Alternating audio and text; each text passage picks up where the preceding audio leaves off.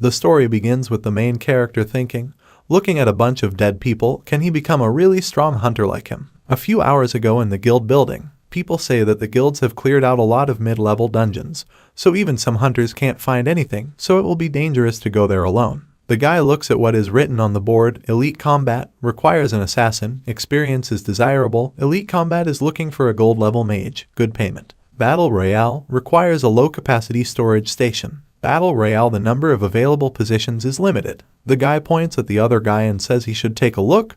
This healer has come again. No one in the guilds wants to take him in. The other guy says they should leave because he doesn't want to look like him. Another guy comes up to him and says he found it. He knew that he would be here. The girl next to him also said hello. The guy with the purple hair says they haven't seen each other for a long time. He has heard that they have improved and he congratulates them on that. The girl says that they came to invite him to clean up the dungeon. The guy says that he found a dungeon, it won't be too heavy so they could go together. The guy with the purple hair says that he has mana healer skills and will pull them to the bottom. The guy hugs him and tells him that he should shut up and just agree, because he still has his license. The guy with the purple hair agrees with him. After a while, somewhere nearby, a large magic sphere appeared in the middle of the city. This is the normal level of the dungeon. The limit is 10 people, the other is unknown. Monsters lie on the floor and emit magical energy. People defeat their opponents and someone says that the last one is left. The guy with the blindfold says he has to act now. The purple-haired guy agrees and uses a magical ability. He used the skill and the monster radiates magical energy. The guy with the blindfold says it doesn't work. The girl says they need to hit first. An object that emits energy appears next to it. She summons a magic circle and streams of energy capture the monster. The guy says that this is great and now he is using his new skill. He swings his sword, activates a charge, and uses the single sword strike skill. With a single blow of his sword, he cuts off the monster's head. The guy with the purple hair asks if he's gotten stronger. The monster's head flies up high and it emits a bright light. The guy looks at it and asks if he can ever be as strong as he is. The monster's head falls to the ground and begins to scatter. The guy puts the sword on his shoulder and says that the sword fell from this monster. The girl comes up to him and says that he is very lucky, he even got a high-quality stone. The guy says it's weird, then he'll take this and this weapon first. He examines the sword and says it's a weapon, it's better if he takes it. He throws the sword at the guy with the purple stripes and says that he doesn't need it, no matter what abilities, and it will help him. The purple-haired guy caught the sword that was thrown to him. The other guy says that he also needs to increase his strength. They can leave now, it's been a rough day. The purple-haired guy thanks him. The guy with the blindfold says he should go with them again. Suddenly, the ceiling in the dungeon starts to crack. The girl turns around and says they should wait. Did they hear anything? The guy with the blindfold says he'll tell them why he's so lucky. Suddenly, a monster made of stone appears in the dungeon. The guy pulls out a sword from behind his back and says it looks like they've met a hidden boss. The monster stands in the middle of the room and emits a very scary aura and looks with its 5 eyes at these people. The purple-haired guy asks, have they ever heard of hidden bosses in normal level dungeons? The guy with the blindfold says they haven't heard of it. He's never heard of it, but that doesn't mean it doesn't exist, and it looks like they've come across one. Besides, how can they refuse such money? The purple-haired guy says that people say that hidden bosses are very strong. The girl says that he doesn't have to worry because there are a lot of them here. The guy with the blindfold says that for the sake of safety, they should first observe the boss. The man with the cigarette says he doesn't seem very brave. What's so intimidating about a normal level hidden dungeon boss? The girl says that he should stop talking like that. The man says they should just watch him kill this monster. He heads towards the boss and uses the Descendant of God skill. The monster holds its weapon in its hands and goes in his direction. The guy with the blindfold says he should wait. Hidden bosses aren't as easy as they might seem. The man says he shouldn't underestimate him. He runs very fast towards the hidden boss, who is slowly walking towards him. He jumps up and is about to attack the monster. The boss raises his head and looks at him with an evil smile. The monster emits a very strong aura and does not move, which greatly surprises the man. The boss begins to spin the scythe in his hands and deals very fast attacks that cut the man apart. The man immediately loses consciousness and falls to the ground. Because of this, everyone else is very surprised and looks at it. The boss's scythe spills the blood of a dead man and the monster emits a very strong aura. The guy with the blindfold says that she should hurry up and use her skills to reveal the characteristics of the hidden boss. The girl with short hair agrees. She immediately uses the foresight skill. Magical energy radiates from it and is directed towards the monster. She is surprised and asks, how is this even possible? A system window appears in front of her with the monster's stats.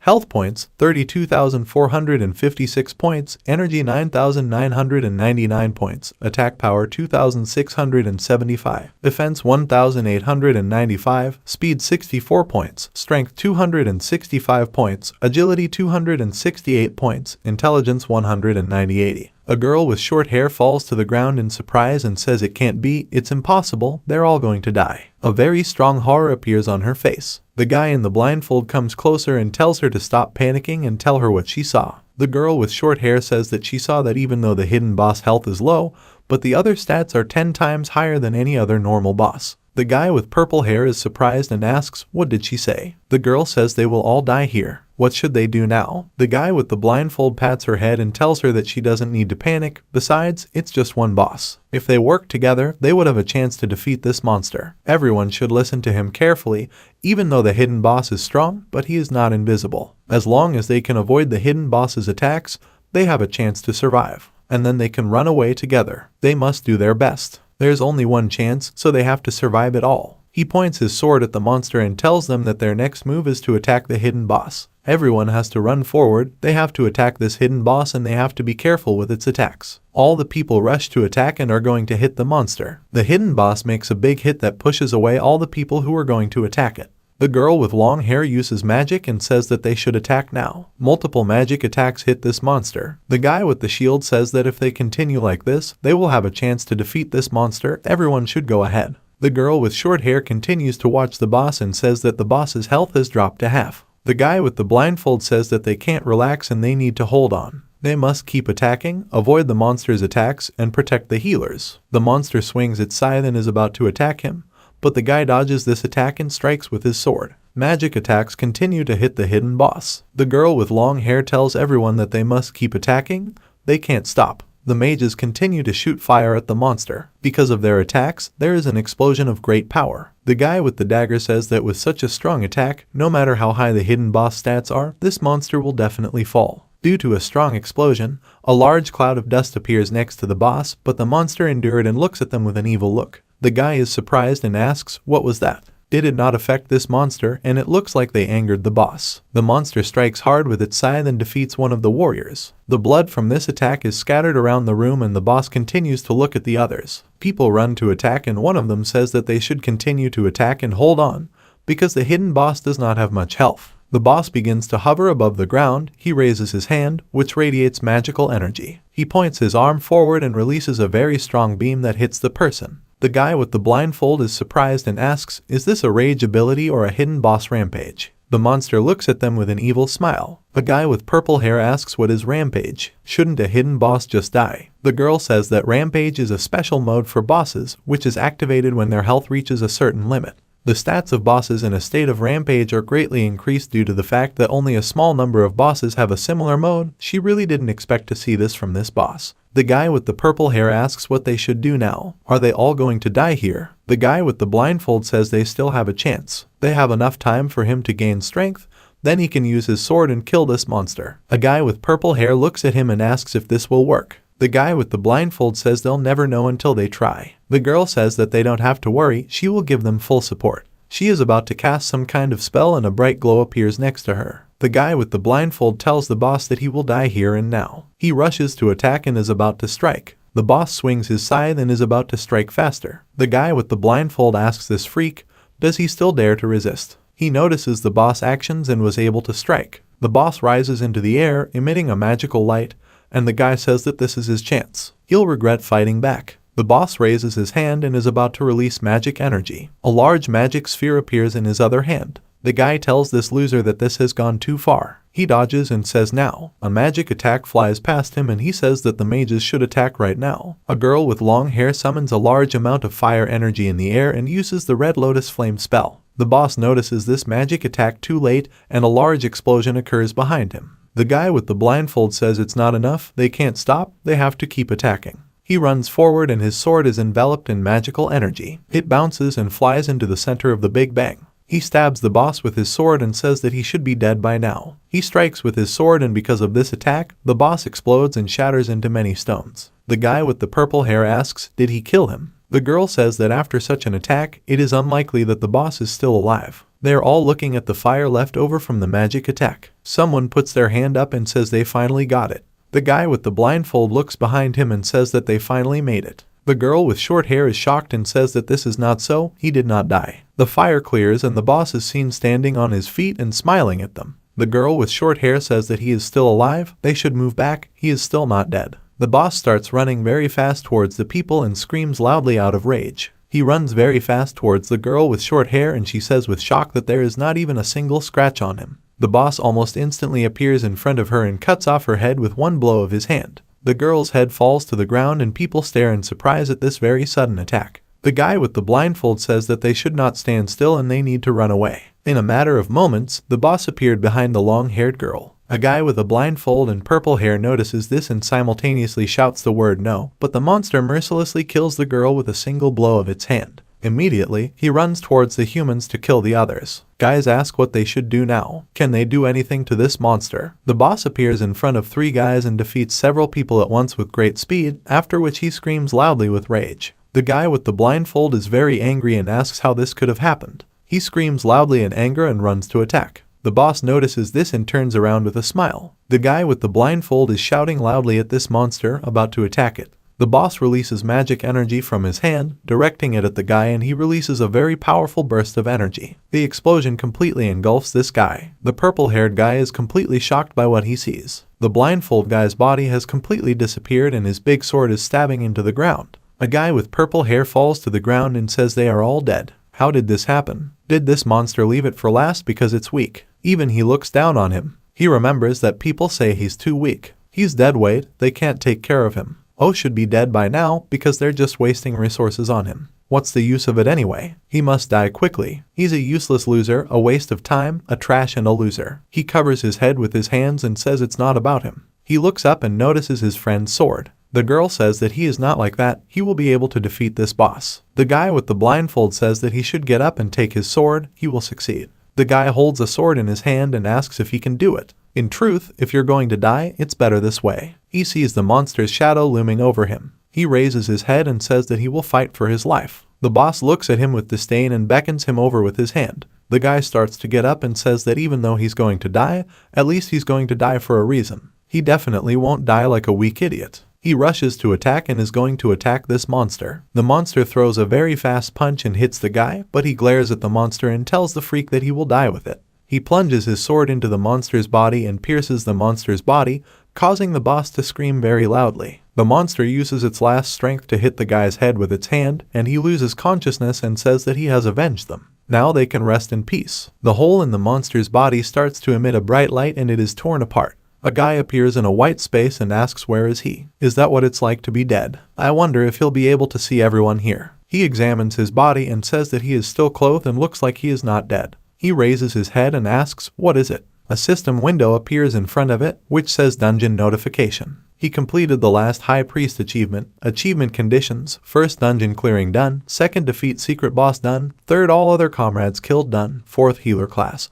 After a while, the hidden boss eats the meat that he holds in his hands. He sits over the body of the man he killed and eats the body. The purple-haired guy looks on in shock. The one who gets eaten by the boss is his friend. The boss turns around and looks at him, then gets up and slowly walks towards him. The guy is very afraid, looking at him. The boss stands in front of him and looks at him with a bright light in his eyes. The boss licks his lips while looking at him and with a smile, he swings his hand and reaches for his head. Suddenly, the guy wakes up in bed and says that he had this dream again. This guy's name is Song Ran and he's a healer, but his abilities are extremely inefficient. Therefore, most teams reject him, making him the target of everyone's ridicule, until a few weeks ago, his only friends took him to a dungeon with a hidden boss, where they sacrificed themselves to protect him. As a result, he was the only survivor of that dungeon. Although the guild didn't investigate the case, but people spread rumors about the cursed healer widely. They seemed to tell him that he is not worthy of companions, but as an insignificant healer, he deserves this solitude. Song Ran opens the refrigerator and asks, is this all that's left? The last bottle of water, it looks like he'll have to leave the house. He takes a bottle of water and drinks the contents. He says that besides, the place hasn't been cleaned in a month, and all he has left to wear is this. He puts on his hood and says that he must not be recognized. He leaves his house and walks through the busy streets of the city. He looks up from his tired eyes and says, here we go. He walks into a grocery store and is told welcome. One of the visitors asks if they have heard the latest news. When someone walks past them and asks what news they're talking about. The guy says he was referring to those mass murders in the dungeon that happened a few weeks ago. It is said that only one healer survived. The second guy says he's already heard about it. He also found out that it was a healer who killed his entire team in order to take over the dungeon's rewards on his own. The guy asks, is this true? Is his information reliable? The second guy says that of course it is. An older brother from the guild told him about it. The guy says that in this case, this healer is just a jerk. If he met him, he could easily kill him. The second guy laughs and asks, is he going to beat him up with that body? The guy asks, does he really think he can't beat the healer? He shouldn't look down on him. Ran brings the groceries to the checkout counter and says he will take it. The saleswoman greets him and tells him that the purchase price is 198 yuan. Will it pay in cash or by card? Ran hands her the card and tells her that he will pay with the card. She says he should wait a minute. She swipes the map and what she sees surprises her. She apologizes and says that there are not enough funds on his card. He can only buy bread. Rand says that in this case, he will only take bread. The girl holds out the bread and the card and says that here is his purchase. It may come again. He walks out of the store, looks at the bright sun, and says it's the first time he's been outside in weeks. It seems that in the future he can't count on joining the team to earn money. He doesn't have a team or friends, so what should he do? So, the only dungeon that he can go to alone is Ono, the beginner dungeon. Beginner's Dungeon, a man-made dungeon located in the center of the city that novice hunters used to learn and practice their own abilities. But since this is only for novice hunters, the difficulty level is almost 0. Of course, the payment after stripping is also very small. Rand clenches his fists and says that however, now he is not in a position to choose. In the end, it will save him from starvation. The guy who sees this asks the girl named Min, isn't it Song Ran, that useless healer? What is he doing here? The girl laughs and says that she doesn't know what brought him to the novice dungeon. Is he able to fight? Ran enters the portal and the system window says, welcome to the beginner's dungeon. He asks, has there ever been such a notification before? What is that? The system notifies that system testing is starting. He must accept congratulations on meeting the conditions. The dungeon will soon open an evolutionary mode for him. He'll have a good time in the dungeon. Ran asks, what is the evolutionary mode? And what is this thick blood mist? It's disgusting. His evolution blade responds to this. It seems that all this is happening because of this sword. I wonder what will happen next. A system window appears in front of him, in which it is written that the task of the beginner level, a small test. The goal of the quest is to destroy 100 earth elementals. Ran is surprised by this assignment and says that he thought there would be about 3 of them. Where did so many of them come from here? It looks like the blood mist is clearing. He is surprised by what he sees on the floor and asks what is it. Stone hands appear from the ground and elementals begin to rise. Ran looks around and says it's bad.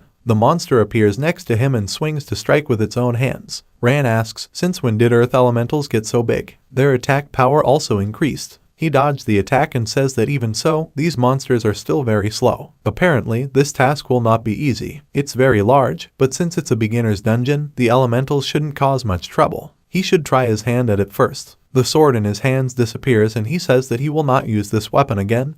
He will defeat it with his bare hands. He was going to check how strong he was. He punches and fends off the monster's attack and magic sparks appear from its attack. The monster immediately swings again and is about to strike again. The monster and Ran both swing and throw punches at the same time, releasing a large amount of magical energy. He says that this monster is more powerful than he thought and looks like he can't handle it with his bare hands. He summons the sword and says it's time for the evolutionary blade. The monster, meanwhile, has already raised its arm back and is dealing a very strong blow. Ran tells this piece of dirt that it won't work against him. He strikes very fast with his sword and destroyed the elemental in one blow. He says it's weird, it's like he's gotten stronger. Or was it just his imagination? The monster's body is shattered into pieces and wounded, it got rid of one. Who will be next? He notices that 2 more earth elementals have appeared and says that it looks like he won't be given time to rest. He uses the basic strength enhancement skill and says that they shouldn't underestimate the healer. It also uses a basic speed improvement and a basic stability improvement.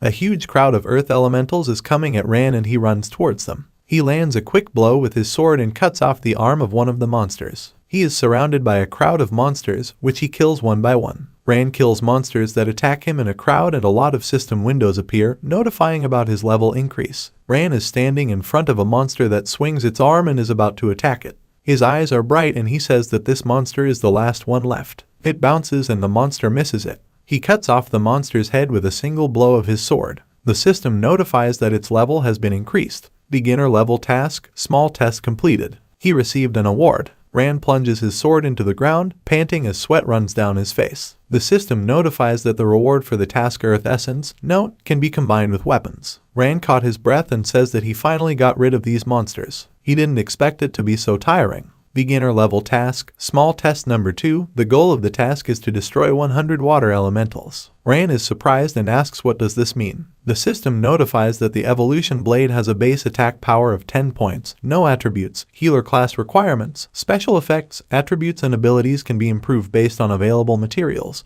Rand asks, what is this Earth Essence? Is this the only reward for the task? He's never heard of it, so why do you need it? The system notifies that Earth Essence is a crystallized earth energy that emits a thick and strong aura. Use, combined with a weapon, the effect is unknown. Rand holds this item in his hands and says that it is a valuable item, but he does not know why it is needed. Right now, he doesn't have time to study and he doesn't know how difficult the next task will be. If this continued, he would definitely die here. He looks up, notices a very bright light, and asks what is it. He covers his face with his hand and asks, what's going on here? He is surprised by what he saw and says that this is a strong snowstorm. Why was it snowing so suddenly? He remembers the water elementals and asks, is it because of the mission? Rand sees a lot of objects falling from the sky and asks, what is it? It falls to the ground and he realizes that it is not ordinary snow. These creatures that fell from the sky turned out to be water elementals. They get faces and hands, and monsters take on a new look. Rand looks at this and says that as he expected, the water elementals won't be ordinary. It looks like they've also become stronger. He approaches the monster very quickly and jumps up and strikes the water elemental's arm with his sword.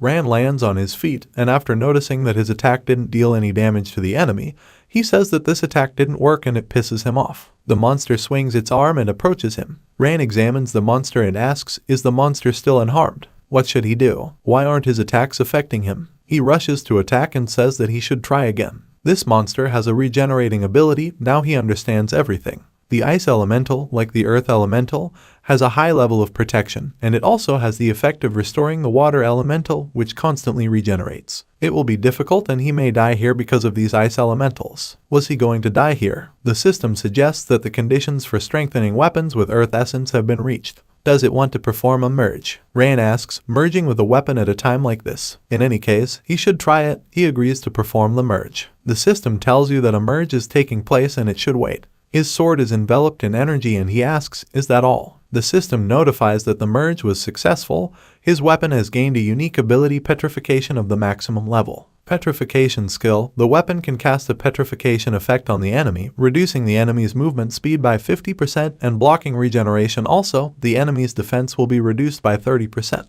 Rand laughs and says it looks like the heavens are favoring him. Now was his chance. He charges, strikes with his sword, and the elemental freezes. He's surprised that it worked. He strikes several times with his sword and destroys the monster into several pieces. Rand says that now he can dance with these freaks. He rushes to attack the huge crowd of monsters that stands in front of him. He reaches his new opponent and stabs with his sword. His eyes sparkle with a bright light as he attacks the monster. He jumps up to the level of the monster's head, and with many punches, he destroys the monster's body. After a while, Rand stands surrounded by a huge number of elementals' corpses and says that he is finished. In the system window in front of him, it says that the goal of the task is to destroy 100 water elementals. The task progress is 99 out of 100. Rand notices this and asks where is the other monster. He doesn't see anyone else. He turns around and asks what is it. He sees magical energy rising from the bodies of the elementals and he asks what is going on here. Are the dead ice elementals fusing together? A female monster in ice armor appears in front of him. Rand is surprised and asks, is it really the Snow Queen? The Snow Queen uses the ice element.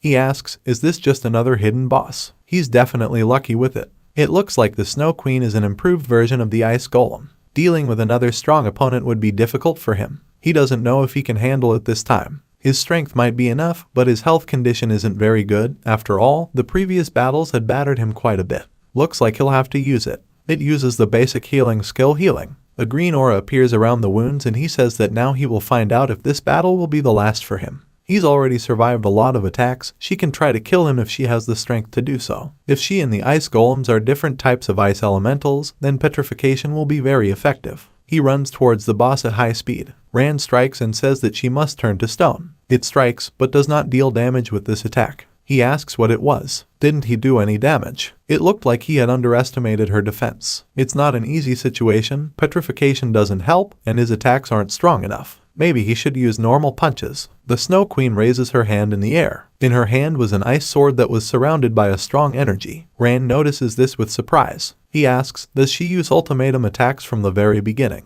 Is this a joke or something? A huge amount of energy from her sword rises up. Because of this, a large number of ice fragments fall from the sky. Rand notices this and says it's terrible. He jumps out of the way and dodges one of the shards, but a lot of other shards fall after him. He runs away from the ice crystals very quickly and says that her ultimate attack is too strong. He has to dodge it if he doesn't want to be torn to pieces. However, this is not enough and he needs to find the right moment. He looks at the boss and says this is his chance. Rand runs very fast towards the Snow Queen and her attacks don't hit him. He jumps up, and when he strikes, he says that he has hit. She strikes, and he says that as he thought, his strikes not only interrupt the boss's current attacks, but also affect subsequent ones. If she only uses normal attacks, then she won't use ultimate skills. All he had to do was hit and dodge, and then he would be able to defeat this boss. He strikes and says it will be easy. The Snow Queen blocked his attack using her shield. He jumps back and asks, I wonder if his attack combo is stronger than the boss' ultimate attack. He starts hitting continuously,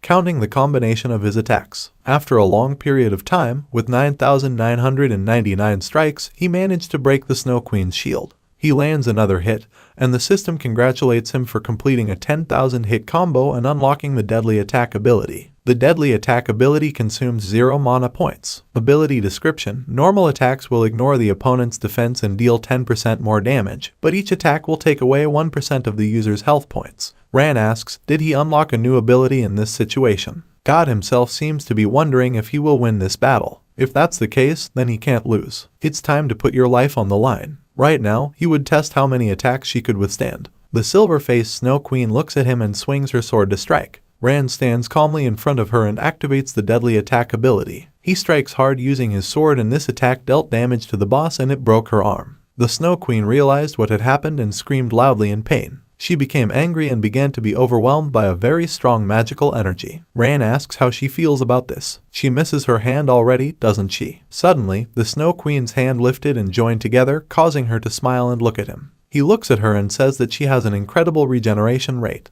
Although he might injure her, he might not expect an easy victory. The Snow Queen hovers in the air and looks at him. She strikes with her sword, but he manages to parry this blow, which caused a very strong wind to rise due to the strength of her blow. Rand says that in that case, he should kill her with one blow. The boss hits him very hard, but he blocks this blow and pushes him away for a long distance. Rand looks at her and says she won't have a chance to fight back. The Snow Queen very quickly approached him and attacks with her sword, falling on top of him. He jumps out of the way and she misses him. Rand looks at her and tells her that he's not making it, that he needs to find the right moment. He jumps up and twirls in the air, striking with his sword. He lands and says it was a good moment. He turns around and sees that the boss wasn't hurt by his attack. The Snow Queen strikes with her sword, but Rand manages to fend off her attacks. He throws a punch, but misses and asks if she was able to dodge. The Snow Queen rises into the air and releases a large amount of magical energy. Rand lands and says it's too bad. The boss's eyes are filled with a very strong energy. He says that he can't let her use her ability. This time, he would definitely kill her. A lot of ice shards fly in his direction and he says that she must go to hell. Both of them struck out with their swords, which caused a strong explosion of magical energy. The Snow Queen soared and says that he finally succeeded.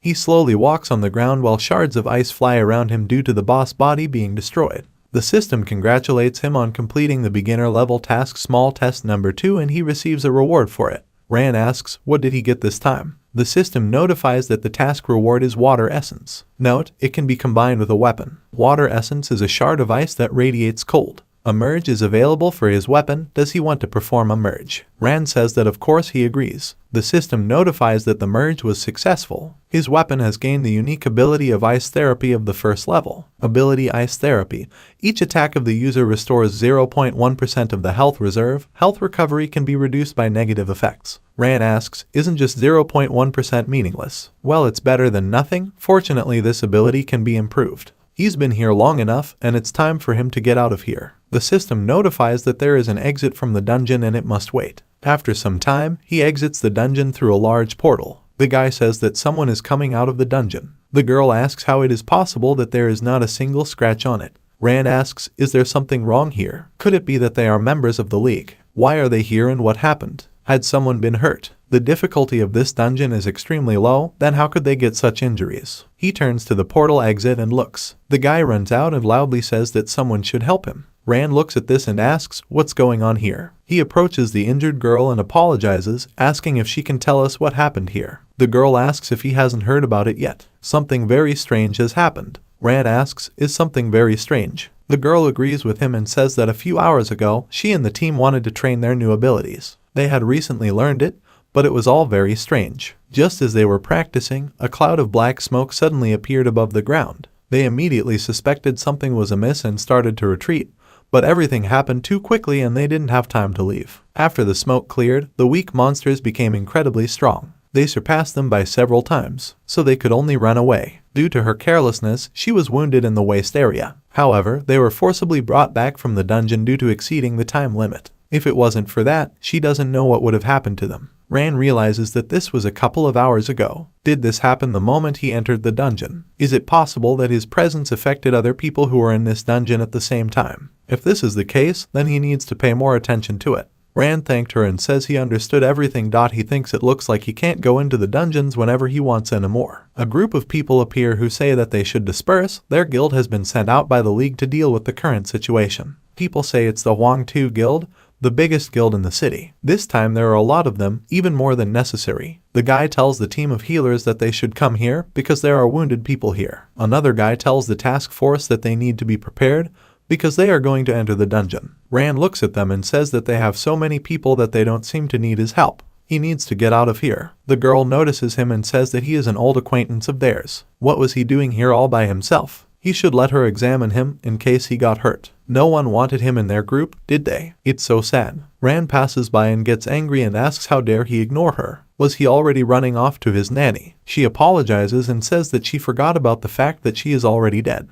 Rand summons his sword and brings the blade to her throat with great speed. He says she has to take back her words or else she will die. The girl is very surprised by this and wonders what is going on. Isn't he a healer? Why is it so fast? Suddenly, someone swings a sword between them and deflects the blade of the sword. Rand is surprised by this and looks at the person who did it. The man with the blindfold says that they should moderate their ardor because this is the territory of beginners and it is forbidden to kill players here. If he dared to attack her, then he wouldn't turn a blind eye. He sheaths his sword and says he can't imagine how much he'll regret it. Does he want to take a chance? Rand looks at him and thinks he knows him. He's one of the Huang Tu Guild leaders, the head of guild affairs, and has at least a diamond rank. It would be better if he didn't run into it. He leaves and says that's the way to go. He hopes they don't see each other again. The man says that he should wait because he hasn't finished speaking yet. Killing players is not allowed here, but it is allowed elsewhere. The girl says that he is right, it is allowed to kill players in the arena. She thinks that she was too relaxed during his attack. Surely some damned healer couldn't be on par with her. She asks what he will say about this if he has the courage. The man with the yellow hair asks she won't do that, right? It doesn't make sense. Rand leaves, agrees to her suggestion, and says that they will meet in the arena. The arena is a place where hunters are allowed to conduct deadly duels. Most hunters come here to sharpen their combat skills. There are two types of battles. One is peaceful sparring, limited in time, and the other is a fight to the death, which ends only after the death of one of the fighters. Rand entered the room, following behind the Huang Tu Guild. Suddenly he looked away and looked at something questioningly. They were the guys from the guild who had a lot of sparks around them and sharp axe blades in their hands. The other girl had a magic staff,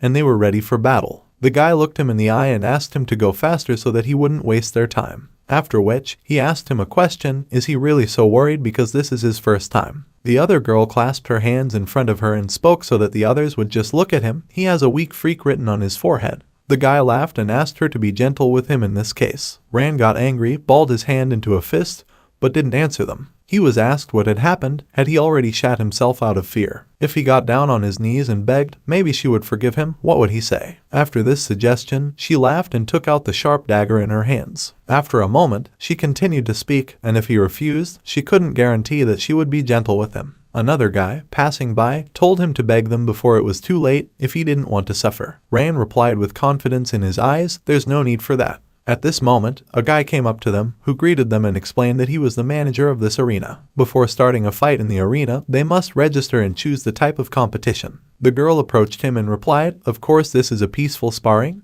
They just want to show the guy how to lie face down in the mud. The other guy laughed and said she can improve her winning percentage in the arena. She pointed her dagger at him and said with a smile she won't miss this opportunity. The manager approached Ran and asked if he had any objections. He replied that he would like to choose a fight to the death. The manager didn't expect such a response and only took a deep breath, after which he said that to choose this type of battle, he needed the permission of the abyss from the hidden boss. The girl smiled at his words and asked the question, "Little prick, is he looking forward to dying? Does he want to join his friends as soon as possible? He probably doesn't even know what abyss resolution is." He took out the roll of paper in his hand and asked again, "Are they talking about this?" The manager told him that this was exactly what he needed. Some strange guy, after seeing what he saw, told the others to look at it. This guy has the permission of the abyss. It will be interesting to watch their fight. At this moment, the girl was dumbfounded and asked again with a frightened expression, "Where did he get this from? It's only a bronze rank." The other guy also got angry and asked again. He couldn't possibly have defeated the hidden boss. He stole it, didn't he? The girl continued to say in a dumbfounded state that it was simply impossible. The guy looked in his direction without saying anything and Ran asked them a question. Now they can fight to the death. The manager replied, "Of course, if he has the permission of the abyss, then the other party can't refuse him." The girl looked at him with a deep frightened look and thought, no, this jerk couldn't have killed the hidden boss. He must have obtained permission through some sneaky trick. She shouldn't worry, she'll definitely get through it. A strange guy called the rest of the guys to watch this fight and said, "Here, everyone should go here." He had heard that someone was about to fight to the death. The other guys started to get closer to him and he kept trying to persuade them, "Seriously, you can't miss this." He had never seen a deathmatch before, and I kept trying to persuade the guys to go and see it. It must be some kind of blood feud. Who knows? Maybe it's because of the winnings. The system window shows Song Ran, healer, results 0 wins, losses, draws. Liu Mei Lai, assassin, results 16 wins, 0 losses, 2 draws. Mei Lai turned to him and asked, "Well, kid, did he see her results? Is he already regretting his choice?" He shouldn't worry, she wouldn't tear his corpse to pieces. The surrounding people looked in their direction in puzzlement and wondered, is he a healer? Is this some kind of joke? There's nothing to see, it's not worth their attention, they'll just kill him. Mei Lai said with a smile as she looked into his eyes, "Baby, she's starting." She swung her dagger right at him. He didn't move and spoke. "She constantly says some nonsense. How tired he is of it." After saying that, he took out his sword and was fully prepared for her attack. She looked at him with a menacing look and said, "Trash. He's going to die today." After these words, she rushed to run and attack him. The surrounding people watched with bated breath what was happening in the ring. At this moment, a girl from the crowd went around to answer the incoming call on the phone. She said, "Is this the boss?" "It's her, Xiao Bai." Beads of sweat began to roll down her face from fright, and she said, "Even though this is a fight to the death, what can you expect from a bronze rank?" The boss yelled at her to do what he told her. "Stop talking this nonsense." She threw down the phone, waved her hands and replied, "Okay, I understand. She will start right now." At that moment, she started the live broadcast from her phone and wondered why he always did that, but there was nothing she could do about it. When she started broadcasting, she said loudly to the audience, "Hello everyone, she's Tang Xiao Bai. She'll be broadcasting a live broadcast of the deathmatch right now. They should not forget to like and subscribe." When the fight between them started, all the people started shouting various exclamations from overflowing emotions. Mei Lai stopped a few meters in front of him and thought, he doesn't know when to stop. Then she said, "Today, she'll show him what it's made of." After that, she abruptly began to offend in his direction, saying that he would see the incredible speed of the killer. As she approached, she began to wonder what a shame it was that a pathetic healer would dare raise a sword against an assassin. But that was all he could do. Ran remained motionless as she laughed at him and said, "Trash, with his level, he wouldn't even be able to see his shadow." She laughed again, and he looked her in the eye and said, "Really?" After asking the question, he chuckled. She raised her sharp daggers at him and wondered, is he still so cocky? "Well, it's a pity that you have to use your abilities on such trash. It's a pity." Next to her, she was rushing around him quickly, but when she got close behind him, she decided to use the backstab ability. Ability description: an active ability that requires hitting an opponent in the back to activate. Increases the chance of a critical attack by 15%, increases the attack power by 15%, and applies a stun effect to the victim for 1.5 seconds. There was a fierce fire in her eyes and she wished he was dead. At this moment, he only averted his gaze in her direction, then turned around abruptly. His eyes lit up with a magical color and he was able to easily dodge her attack. The surrounding people were very surprised by what was happening and started asking questions. Did he dodge the backstab? Wow, he's really lucky. Had the killer missed? Someone answered this question with confidence, and they think so. He turned to look at her and wondered, so this is the amazing speed she was talking about. Unfortunately, it's too slow for him. She looked after him and said, "It's strange, he's only a bronze rank." but he rejoices early. At that moment, she recalled the system window with their data and thought, even though he was able to dodge her backstab, his rank is still much lower than hers. She would crush him without even using her abilities. She went to attack him again and shouted loudly, "Here. This is the difference between their ranks." She pointed her gun at him. He intercepted it with ease and said to her, "It's strange. She doesn't look strong." She was dumbfounded after what was happening and looked at him with frightened eyes. That's impossible. He shouldn't be told that he's hiding his real rank. The surrounding people watched them with bewilderment, and one of the guys said, "It seems that this healer is strong. He is confident in his abilities." Nei looked at him with a malicious look and thought, okay, since he's not as weak as everyone says, she'll take him seriously, she'll destroy him. She used an innate ability and everything around her lit up with a bright red color. She took advantage of the mist of deception, swung her sword and said to him, he was stronger than she expected, but he couldn't stand up against his innate abilities. He reached out through the fog and asked her, "Fog, thick as water." It doesn't want to upset her, but her innate ability is pathetic. After saying that, he pointed his sword and mentally said, "Petrify." He made a sharp movement with his hand several times and the surrounding people did not understand what he was doing at all. Someone laughed and thought, it looks like this is the so-called legendary Fog. Is he swinging his sword in frustration? This assassin's ability is incredible. One of the girls opened her mouth in surprise and told the others to wait.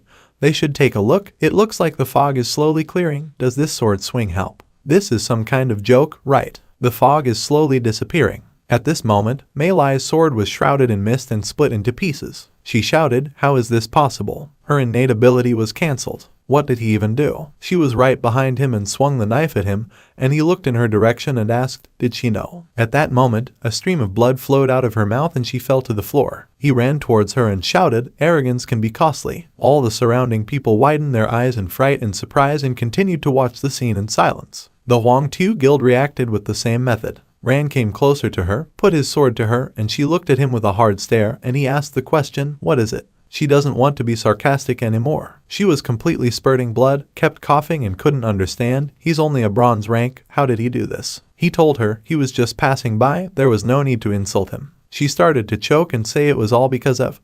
But before she could finish, the system window congratulates Ran and informs him that he has unlocked a new form of his weapon, Bloodbath. His weapon has a skill mode activated, paired possession. He saw it and spoke. He reached his domain by defeating the assassin. How ironic. The system window indicated the winner and all members of the Huangtu Guild. One of the guys said angrily, "What a horror, he underestimated this kid." And how would they explain everything to the guild leader? Xiaobai continued to film everything on her phone and said, "Just now, the bronze funnel hunter dispelled the fog of deceit with the assassin and instantly killed her. Is he really just a healer?" When Xiaobai was broadcasting, she greeted the audience and said that her name was Tang Xiaobai, and she was currently broadcasting a live match to the death. A bronze-ranked healer just knocked out a silver-ranked assassin. Some of the people who saw this broadcast on the screen wondered, seriously, did the bronze challenge a higher rank? Besides, he's only a healer, how is that possible? The people in the arena wanted to finish her off and kill her, and Xiaobai turned her attention to the fact that the audience was also delighted. Ran looked at the dying Mei Lai and said with a haughty expression, "Now her life is in his hands, will she beg for mercy or what?" She knelt down and begged him to forgive her and spare her. He asked her again, spare her. If it was him, she would have finished him off without a second thought. He was just passing by. Was it really that hard to leave him alone? Since it was all because of her expressions, she needs to remember her name. She needs to say that she's a fool, a shameless fool. Everyone was watching what was happening through a live broadcast, and one of the guys said, "Wow, this is cruel." Ran asked her again, or would she prefer death instead? She told him that she understood that. At that moment, one of the guys from her guild asked everyone to get out of the way in anger. The other guy said to him, "It's over. The guild leader will be beside himself when he finds out about this." She said she was wrong. It was her fault. She was a fool, a shameless fool. The audience sighed at her utterances and someone said, "Not bad." They were lucky that Tang Xiaobai started the broadcast. A girl replied, "Yes, the number of viewers broke the guild's record." The girl replied to her, "No, that's not the point. What did he want to achieve by challenging the silver rank? She should think about it." The girl gave her a startled look and said, "Does she mean to say that he was aiming for the first place in the top?" She replied while continuing to drink the tea from her mug, "That's right, and this person will be the key to their guild's revival." Outside the arena, a lot of guys met Ran and started asking him questions. "Genius, how was he able to break the fog of deception? He's incredible, let him add it to WeChat." He is an icon for them, a healer. But at this moment, he was thinking that in the future, the Wang-Tu Guild would try to take revenge for this. This day will definitely come, probably when the hype subsides. He needs to make every effort to become stronger. In any case, he does not regret his choice. Wang-Tu Guild meanwhile may lie in a terrifying state with a weakened body, moaned and screamed, no. A man was pulling her arms and calling her an obscene girl. Her hands were hung up in chains. But at that moment, the guild guy came running to her rescue and said, "Boss." The boss swung the whip at him and shouted angrily at him to get away from him. Because of such a blow, the guy began to bleed and he also fell to the ground. The boss said with a terrifying look, "They have dishonored the Wang-Tu Guild, yet they dare to come back." A stupid bronze-ranked idiot had brought her to this state. He continued to beat her with the whip, and she was already bleeding profusely and screaming with all her might. He approached her closely and said, "She doesn't like being a fool. They should find out. Their lives are worthless compared to the guild's reputation." At this moment, a sinister dog barked loudly and the guy turned around at this sound with a frightened expression on his face, after which he looked at Lu Mei Lai and realized that she was already unconscious, so he hated her so much. The boss's eyes were burning with a bright sinister color, and at that moment, a strange guy with a hat and red hair was sitting on a chair behind him. He fingered something in his hands and asked him again, why wouldn't he sell it? What would he say to that? The guild guy pounced on him and asked the question, where did he come from in the first place? The boss tried to stop him, but he dodged his hands and the boss shouted at him to come back now, you freak. The man's eye lit up with a bright blue color. He made a special movement with his hand, after which a magic ray was released from his fingers, which illuminated the entire area with its light and created an incredible hole in the wall, from which the guy from the guild continued to run away. But the magic forces of this man destroyed his hand, and when he realized what had happened, he looked at his hand and screamed in fright, his hand. His hand. The blood started pouring out incredibly hard and he groaned loudly in pain as he moved closer to the ground. The boss stopped in front of the guy in the hat, the dog was standing next to him, and there was also the guild guy who had lost his arm, who was still moaning in pain. The dog barked a few times. The boss bowed to the man and asked him to forgive him, Mr. Merchant. This guy doesn't know what he's doing, he's asking him. The merchant master rose from his chair with a deep sigh, after which a bright red magic light lit up in his eyes. He looked into the distance and asked the question, what about her? The boss replied, of course, it belongs to him from now on. He walked closer to Mei Lai hanging on the chains and chuckled, then reached out to her, touched her face, and said, the money will be delivered within 3 days, and now he's leaving, they'll see each other later. At the same time, he vanished into thin air. The boss wondered how it had happened, where it had come from in the first place. At this moment, the guild guy was lying on the ground, clutching his shoulder and asked the boss to help him. He screamed loudly in pain. The boss started to get closer to him and ponder, but why would he need Lu Mei Lai? He glared at the boy and asked for someone to take him to the hospital. He began to think, Byron is a merchant, an underground merchant operating among the guilds. No one knows who exactly he works for. All we know about him is that he sometimes shows up and offers people deals. Deals are often not profitable, but you just can't refuse it. One day, a guild refused to make a deal with him, and in the end, the entire guild was completely destroyed. After the deal is concluded, he leaves, leaving the contract money in payment. If someone is not interested in money, then such people can ask for anything. He sat down on the chair next to the barking dog and continued to think. The deal wasn't so bad after all, but he had lost 2 guild members. He expressed a menacing look on his face and said, this bronze-ranked healer must die. At the same time, Merchant Byron had moved to some rural location. The weather was rainy, but there was lightning in the sky from a thunderstorm. In his arms, he carried Mei Lai, stepping on puddles and approaching the right place. Suddenly, he deliberately dropped it and began to examine something in his hand, and she moaned, lying on the ground from the impact. He took out a crystal from his pocket. The name of this item is Transformation Stone, legendary rank, use unknown. He used this stone, starting to reproduce the magical powers of this thing right above the belly of Mei Lai, who could only open her eyes and moan again. Byron was very surprised by what was happening.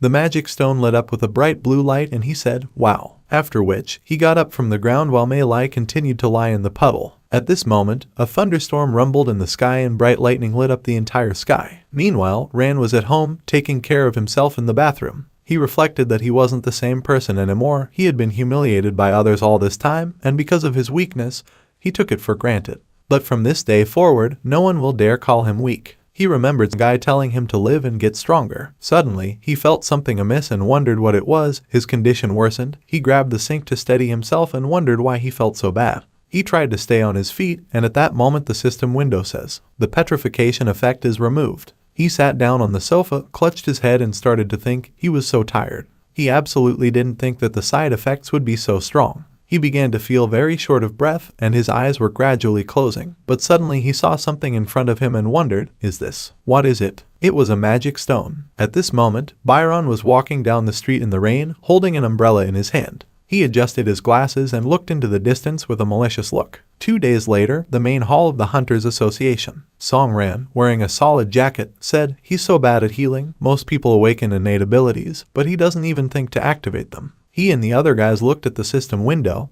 which showed Madness Potion price 24,600, Demon Rock price 31,500, Awakening Stone price 200,000, Fairy Tale price 5590, Demon Fang price 5201. He looked at it carefully and said, since the awakening is unlikely to happen on its own, they need to rely on the awakening stones. However, the prices are quite high to say the least. It looks like he'll have to go to the troll mine, but he'll need to be in a special group to get the awakening stones. But if he enters a dungeon, the system will change his configuration. Taking people into a group is like killing them. Mutated Earth Elemental and Snow Queen, so many tough moments. He scratched the back of his head, yawned, and suddenly heard someone call his name. He wondered what was going on. A girl named Xiaobai, who was unfamiliar to him, came up to him and said that she was glad to meet him, let him join her group, and then they would go to the troll mine together. She made this offer for him with a smile on her face. He looked at her more carefully, then narrowed his eyes a little and said, is her name Tang Xiaobai? She looked at him curiously and said, I wonder how he even knows her. He said he wished he didn't know her. He became an internet star thanks to her broadcast.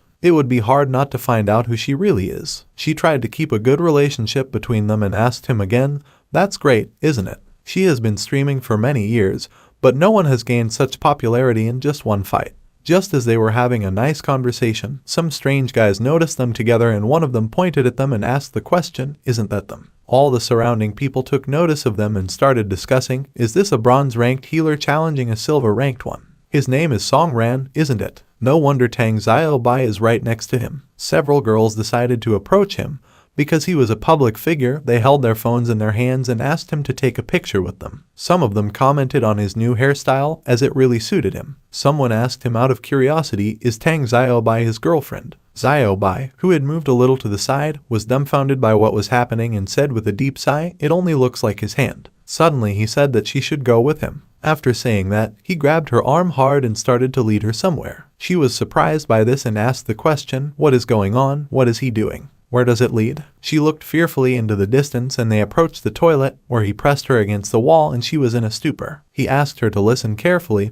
Looking down at her with a confident voice, she should listen to him carefully. He tried to stay unnoticed, but because of her, he is now in such a dangerous position. She said to him, he's too close. He looked straight into her eyes with his bright blue eyes and said, the Huang Tu Guild has disgraced itself, most likely they will start chasing after him. She blushed and looked away in shame, then said hesitantly, she understands. Suddenly he pushed off from the wall. She saw his movement and grabbed his arm, then called him by name and said, about the band. He turned to her, looked her in the eye, and asked her if this was what she really wanted. After that, he came close to her face and said, then she must accept his condition. First of all the dropped awakening stones are his stones, he doesn't care about the rest of the winnings. Xiaobai spoke back to him with a surprised expression, so he still hadn't awakened an innate ability. She smiled and said in addition, it turns out that he really is only a bronze rank. He moved a little distance away from her and looked into her eyes with bewilderment after the words were spoken. After which, he added, secondly, it will only be the two of them, he can't take anyone with him. Xiaobai gave him a startled look, her eyes widened in disbelief and she asked him again, what did he say? This is a group of 5 dungeon. He wants them killed there. He replied that he only had 2 requirements, so if she didn't agree, then she could forget about it.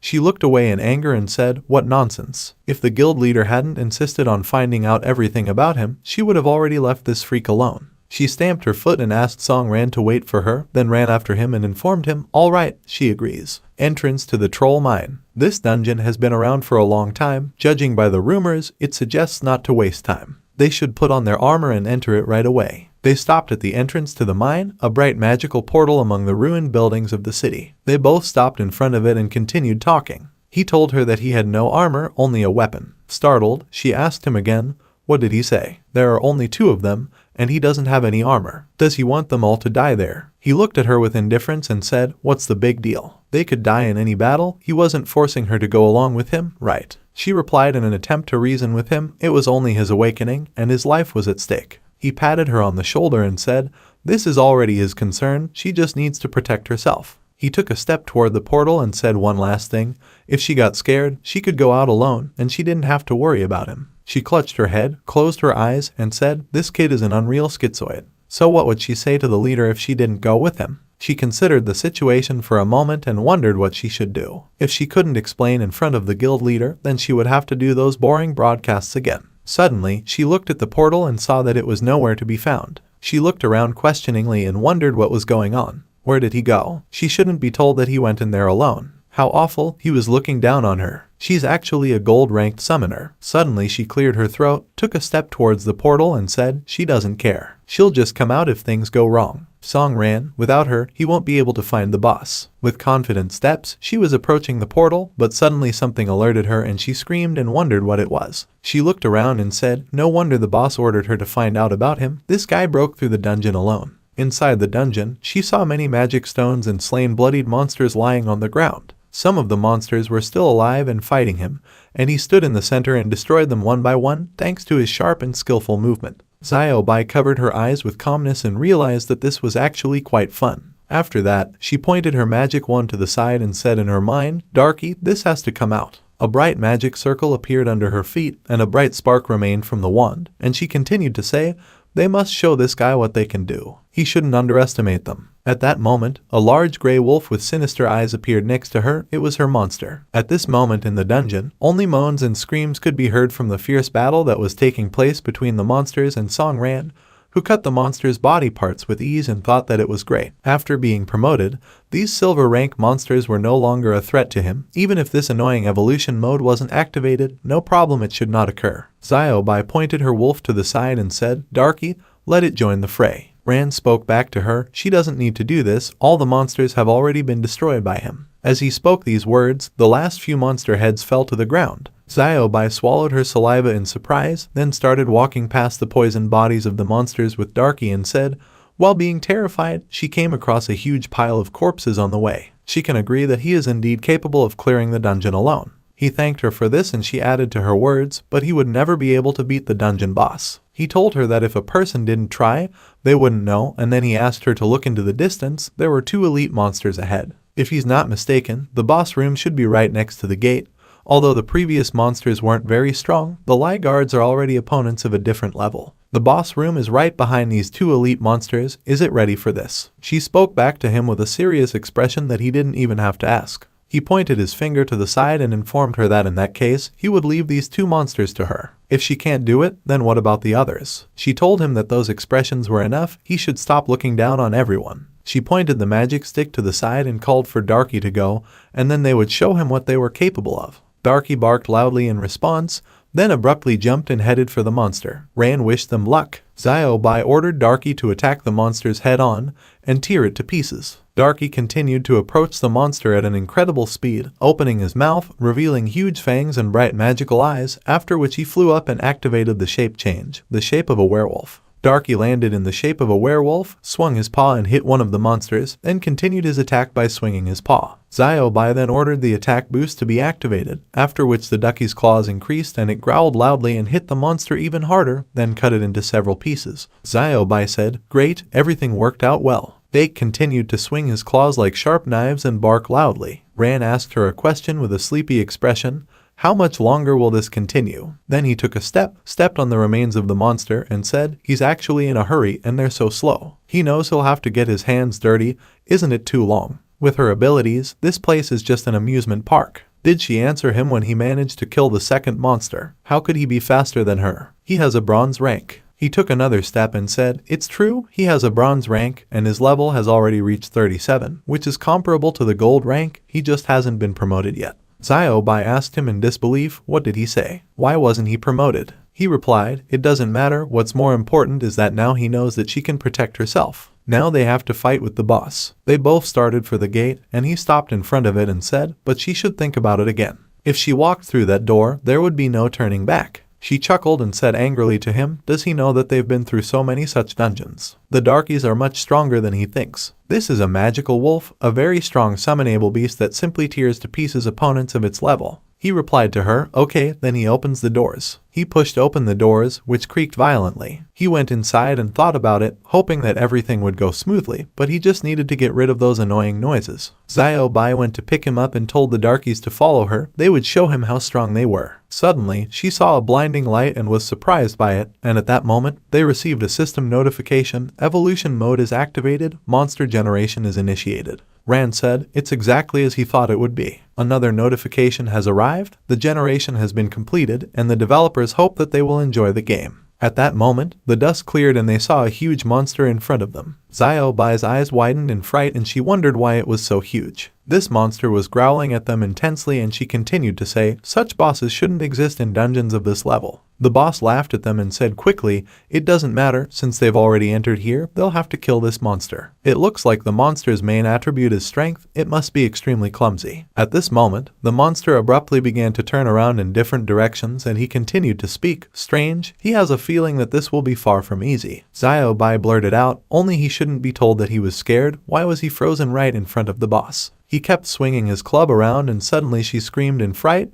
Darky go. Darky rushed to run towards the monster, after which he took off sharply and the boss swung his club, but Darky hit the monster's chest and it screamed, and Darky bared his teeth. After which the monster continued its attack and did not stop swinging his club, but Darky was able to knock down this boss and it fell to the ground. There was a fierce fight going on between the monsters. Bai shouted to Darky that it was just a good fellow. This boss looked incredibly strong. She didn't think it would be so easy. Darky got up from his seat, after which Xiaobing smiled at Ran and said to him with a sneer, he didn't even have to do anything. Do you have something to say? He asked her again, does she really think that's all? How naive she is. At this moment, the boss swung his arm and swung his club hard. She was very surprised by this and asked what was going on. Darky just finished it off. He replied as expected, now he's officially welcoming her to his dungeon. She asked him again, in her dungeon, what is he talking about? He replied that he would explain everything to her later. Now they need to attack. This is the second phase of the boss. She should try to defend herself. If she has the strength left, she can help him. She looked after him in fright and said his name, after which the monster with a sinister expression began to attack and hit the ground hard with the club. Rand jumped up and swung at the monster's head. He kept swinging his weapon everywhere he couldn't hit. He landed and said, strange, his attacks don't really do any damage. Bai stared at the monster and said, it looks like he knew this would happen from the very beginning. How many secrets does he still have? But from what she saw, he really is bronze rank. He doesn't even know that swords aren't effective against armored bosses. Only assassins and mages can kill such a boss. She doesn't know if it's possible to defeat this boss in its current state. Suddenly, she noticed something amiss and wondered with fright what was going on. The Darkies. Darky went to defeat this monster, but the boss sharply hit this club and attacked Darky, which caused it to fall to the ground and lay in a bloody state. Bai was very scared and said the name of her animal with tears in her eyes, but at that moment, the boss got even angrier and launched his attack, swinging the club at them. Bai looked at the boss in fright and said, it's over, she didn't expect to die here. Ran wondered if it was just assassins and mages. I think I'll have to use something. 3 days ago, he found a magic stone and didn't understand what it was. In the system description, it was written that it could be absorbed by the evolution sword. He wondered if it could be absorbed. Then he'll try it. He hoped that this thing didn't have any negative effects. The system window informed him that the assassin's form had been studied, and that the two-bladed sword had been transferred. This form grants assassin abilities and increases the critical attack chance by 15%. He wrapped both hands around his sword, and Bai had a frightened expression on her face as she wondered what was going on with this sword. He swung his sword a few times, which gave off a bright magical light. Suddenly, Bai realized that they were blades. Is this a hunter with 2 classes? He looked her in the eye and asked the question, is she okay? She asked him, he is a healer, how did he get a 2nd class? At this moment, the monster looked at them ominously and he replied after taking a look at it, it doesn't matter at all right now, they need to deal with the boss first. The boss started throwing attacks at him, but Ran easily dodged the attack and lashed out with his blades at the boss. The boss glared at him angrily and hit him, causing him to fly off to the side. Bai looked at what was happening in fright and said, what a horror, it was used by a tyrant, that is, the unique ability of large bosses, it is very dangerous. Ran continued his attack, but suddenly he got close to the monster and the boss grabbed its head with his hand and slammed it straight to the ground with all his strength and gave it a terrifying look. Bai was very scared and said with a dumbfounded look, this can't be happening, what a horror. The boss was already on its way to attack her, but suddenly it was said to fight to the end. Ran jumped up from his seat and continued the attack, which she was very surprised. His face was covered in blood, but he continued to swing his blades in front of the monster, after which he turned to her and asked her if she couldn't defend herself, then she should retreat to a safer place. She told him that he shouldn't say this nonsense, she wouldn't back down for anything. Rand spoke back to her, he can't put Tang Xiaobai in danger, we need to end this fight now. He stopped in front of the monster, who looked at him with a sinister smile, and suddenly raised his left foot and decided to step on Rand. But he in turn managed to jump up and point his blades at the monster from above, after which he struck at the monster, and this creature showed that it was dodging. Rand continued to attack and lash out again and again. Suddenly they were both dumbfounded for a moment and Rand swung his blade with all his might and hit the monster right in the head. After which the boss screamed very loudly, and Rand landed calmly and the system window announced a notification. The system notification, the Troll Lord was defeated by a critical hit, is generated maximum reward. He got the ability to hit accurately. Accurate strikes, passive ability, critical hit chance increases by 2.5 times when hitting monsters' vulnerable spots, ignoring the armor of these creatures. Rand finished and Xiaobai asked, Boss Assassin. He has 2 classes and abilities comparable to the gold rank. Where did he get this power from? She had never seen him use a healer's skill before. Rand ignored her and said that as they had agreed, the awakening stone was his. He went up to her and said that he had forgotten something. He reached his hand to her knee and healed her wounds. He said he wouldn't get sick now. She looked away, embarrassed, and thanked him. Rand said there was one more thing. A dagger appeared in his hand, and with a sharp movement, he held it to her throat. He said that he wanted to learn something from her. Darky immediately barked and started growling at Rand. Rand said that he had heard that magic wolves are very loyal creatures. They are ready to protect the owner at all costs. It seems that she has a great partner. But she knows what will happen if it attacks him, right? Xiaobai was scared and told Darky to stop, but they can't attack him, they're no match for him. Rand put the dagger away and said that since she understood her position, he would put this one away. She'd only seen one of his fights in the arena, so he wondered why she'd followed such an incompetent healer into such a dangerous dungeon. What are its goals? She replied that her goals were actually simple. She was a member of the Clover Guild, and she had to find out if he was worthy to join the guild. From what she's seen, he's more than worthy. Rand asked, the Clover Guild, a strange guild that is active in the media sphere. Xiaobai replied that they weren't what the rumors said they were. They chose the entertainment industry to keep the guild afloat. To make him understand, she would start with the Siege Company 2 years ago. At that time, the Clover Guild was the best guild in the city, even in the entire region. Back then, the leader was an alpha hunter, and there were many elite hunters in the guild. They were among the strongest in the entire association. That was until an unbalanced boss appeared in the area they were responsible for. The power of this plant monster exceeded all their expectations. They couldn't resist it. They had to flee from there in terror. Many elite hunters were killed back then. Seeing the growing number of people killed, their guild leader bravely stepped into the front ranks. Thanks to her alpha hunter power, she personally defeated the boss. With this, she saved their guild from destruction. Of the elite hunters, only one survived, their current guild leader. As a result, their guild fell from the top into the mud, and now the Hunters Association has forgotten all about them. In order for the guild that their former head sacrificed herself for to survive, they had to resort to things that greatly damaged their reputation. Their leader does not want to do this. All this time she was looking for a hunter who will lead them to glory again. He must have the potential of an alpha hunter. Rand asked if it was alpha grade. She said it was the only way out for the guild. Everyone knows that alpha hunters are like monsters. There are only 9 of them in Area C, but looking for such people is like looking for a needle in a haystack, but their leader has not lost hope. She saw incredible potential in him after the battle in the arena. After what she saw here, she fully agrees with her choice. A bronze-ranked hunter who single-handedly cleared a gold-ranked dungeon and killed a very powerful boss. Even if it doesn't reach the alpha rank, it will definitely reach the royal rank. So she wants to invite him. Rand called out to her and gave her the stone, telling her that this was the ticket to the abyss that had fallen earlier. He turned around and told her not to look for him anymore. She wanted to protest, but he turned around and said that he appreciated that her guild saw potential in him, but he was afraid that he wasn't the one they were looking for. He's not an alpha hunter. He thought back to the day when the entire group had died and only he was left. He looked away and said that he was just a bad luck person. Xiaobai said that she didn't agree with this. In that case, where did he get such power from? Until a couple of days ago, everyone considered him a weak scum. He looked at her and said with a smile that it was true. After that, he went ahead and said that he was leaving. Xiaobai looked at the stone and said that it was a smug jerk. He will definitely join the Clover Guild. She would never leave him alone. At that time, a car was driving along the road. The man told the leader that the troll mine had been cleared and it was just a 2-person party. Interestingly, one of them is the guy they were looking for today. She asked if he was talking about Rin. The man said that based on the association's data, he became very active after the test. a rookie dungeon, then an open battle with guild member Wang Tu, and after that, he single-handedly completed 11 dungeons in 3 days. Apart from sleeping, he doesn't rest at all. Such persistence is simply exciting. Still, in the past, everyone called him trash, which explains why he's so persistent. However, looking at how hard he tries, he remembers that person. She called him Liu and said that he could develop things beyond their control. Apparently, it's time to meet him in person. She pressed the gas to the floor and said that they would meet this awakened one. Some time passed. Rand was lying on his couch at home and said that it had been 3 days. Since he had been working hard all this time, his strength had increased dramatically.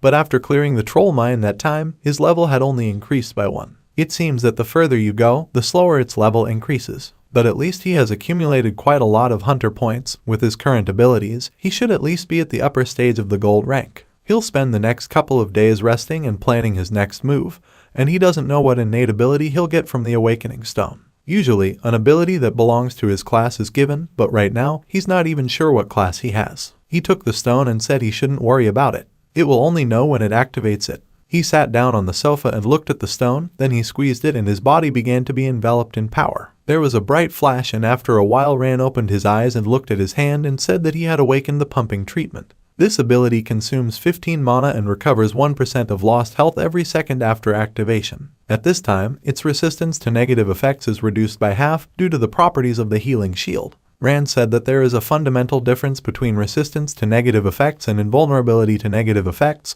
and looking at this minuscule amount of treatment, he thinks that it looks like he really is a lousy healer. Suddenly, someone rang the bell at the door and told him that it was already so late. Who is it? He went to the door and opened it to see 2 men standing in front of him. Liu Yi asked, "Is he Mr. Song Ren?" Ran confirmed his words and asked, "Who are they?" Liu Yi reached into his pocket and said that they were from the Hunters Association. He showed him his ID card and Rand saw that his name was Liu Xiaodong, the leader of the Central China investigation team. Xiaodong put away his identification card and said that since he was a hunter, he was asking for his cooperation in the investigation. He went into the man's house and said he hoped they hadn't bothered him too much. Ran asked him to wait and said that he would be happy to cooperate. But what had he done to make them break into his house in the middle of the night? Xiaodong said that he shouldn't play the comedy, they should know what happened. A group of 2 people cleared out the troll mine. What does he think about this situation? Rand said they seem to know a lot about him. Since they know so much, what do they want from him? Xiaodong wanted to say something irritated, but Rand showed his abilities and said that even though he had used this awakening stone, he had only awakened another useless ability. He is still an incompetent healer, nothing has changed. Xiaodong nervously adjusted his tie and said that he probably wasn't going to accompany the investigation. A woman came up to them and told Liu Xiaodong that he was so aggressive, but he wasn't some outsider. Xiaodong called out to her in surprise, and Rand thought, "Who is this woman?" The woman looked at Rand and said that he had changed a lot, he was not doing business the way he used to. So will he let them in? This woman's name is Zhao Jingyan, and she is the head of the investigation department of the Hunter Association of District C.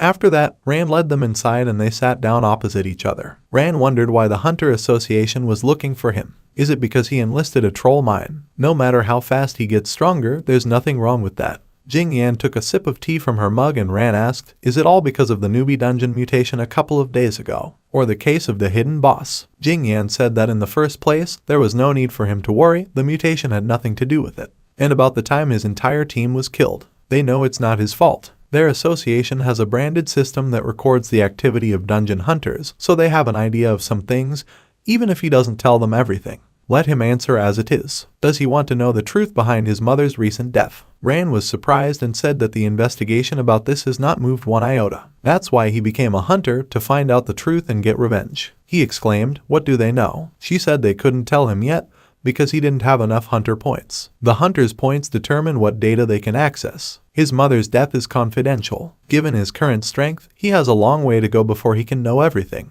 But the seasonal dungeon will open soon. If he agrees to this world-class event, then he can earn hunter points with interest. The name of this dungeon is the Sea of Forgetfulness, and also because of his recent achievements, she thinks he's willing to accept a rank upgrade. His abilities are at least gold ranked, right? Rand said that since it was his mother's death, he would cooperate with them. A Sea of Forgetfulness, he thought. He'll remember it. At this time, in the Clover Guild, Xiao Bai explained everything to the guild head and said that she believed Rand's ability had already improved a lot since then. The head told her that she did a great job this time. Bai thanked her and the head said that from what she said, he had become much stronger in a short period of time. And he had also met an incredibly strong boss that was much higher than a dungeon, which confirmed her candidacy for the Alpha League. In fact, according to the previous guild leader, it should also have a red interface. This is exclusive to Alpha League members. The dungeon system is different for them. From now on, they will keep a close eye on this guy. It's a pity he doesn't want to join them. He's a great opportunity to raise their guild, but when it comes to joining.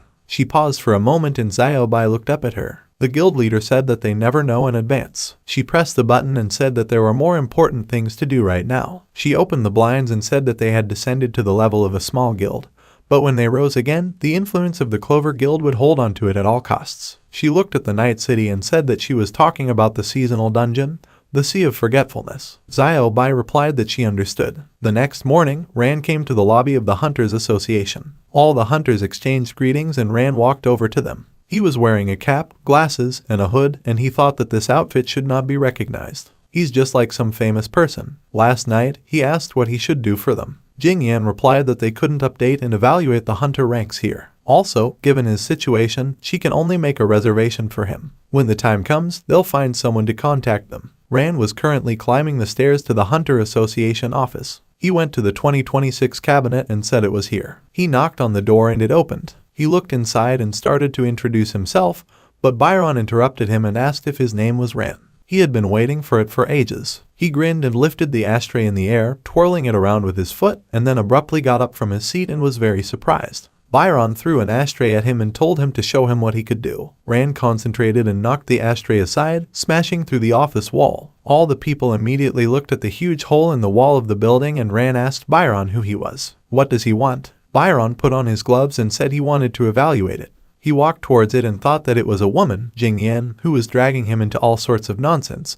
But it was nothing, it was still a rare awakened. It's just that he doesn't know if he deserves such a title. He stretched out his hand and all the fragments of the building immediately froze in place. After that, he pointed the shards directly at Ran and he asked, "Is this levitation? Air element strength?" He started chipping away rocks and said that if this is a so-called test, it looks too weird. He doesn't want to hurt him. He hopes he can explain everything. Byron asked if he didn't want to hurt him. He laughed and Ran charged towards him, using a balanced sword. He swung his sword, but Byron stopped it with one finger and said he was so cocky. Ran gritted his teeth and thought, did the sword's effect not work? Byron pushed the sword away and asked if he really thought he could hurt it. This world is cruel, the slightest indecision can lead to a huge defeat. He prefers not to kill or punish, it seems arrogant to him, but for a pro opponent it is an insult. With that, he hit Ran and he fell to the floor, saying that it made him so mad. He started to get to his feet and said that he kept talking and talking, how annoying he was. At the same time, Ran found himself in a completely different place and realized that he was on the roof of the Hunter Association. So what happened?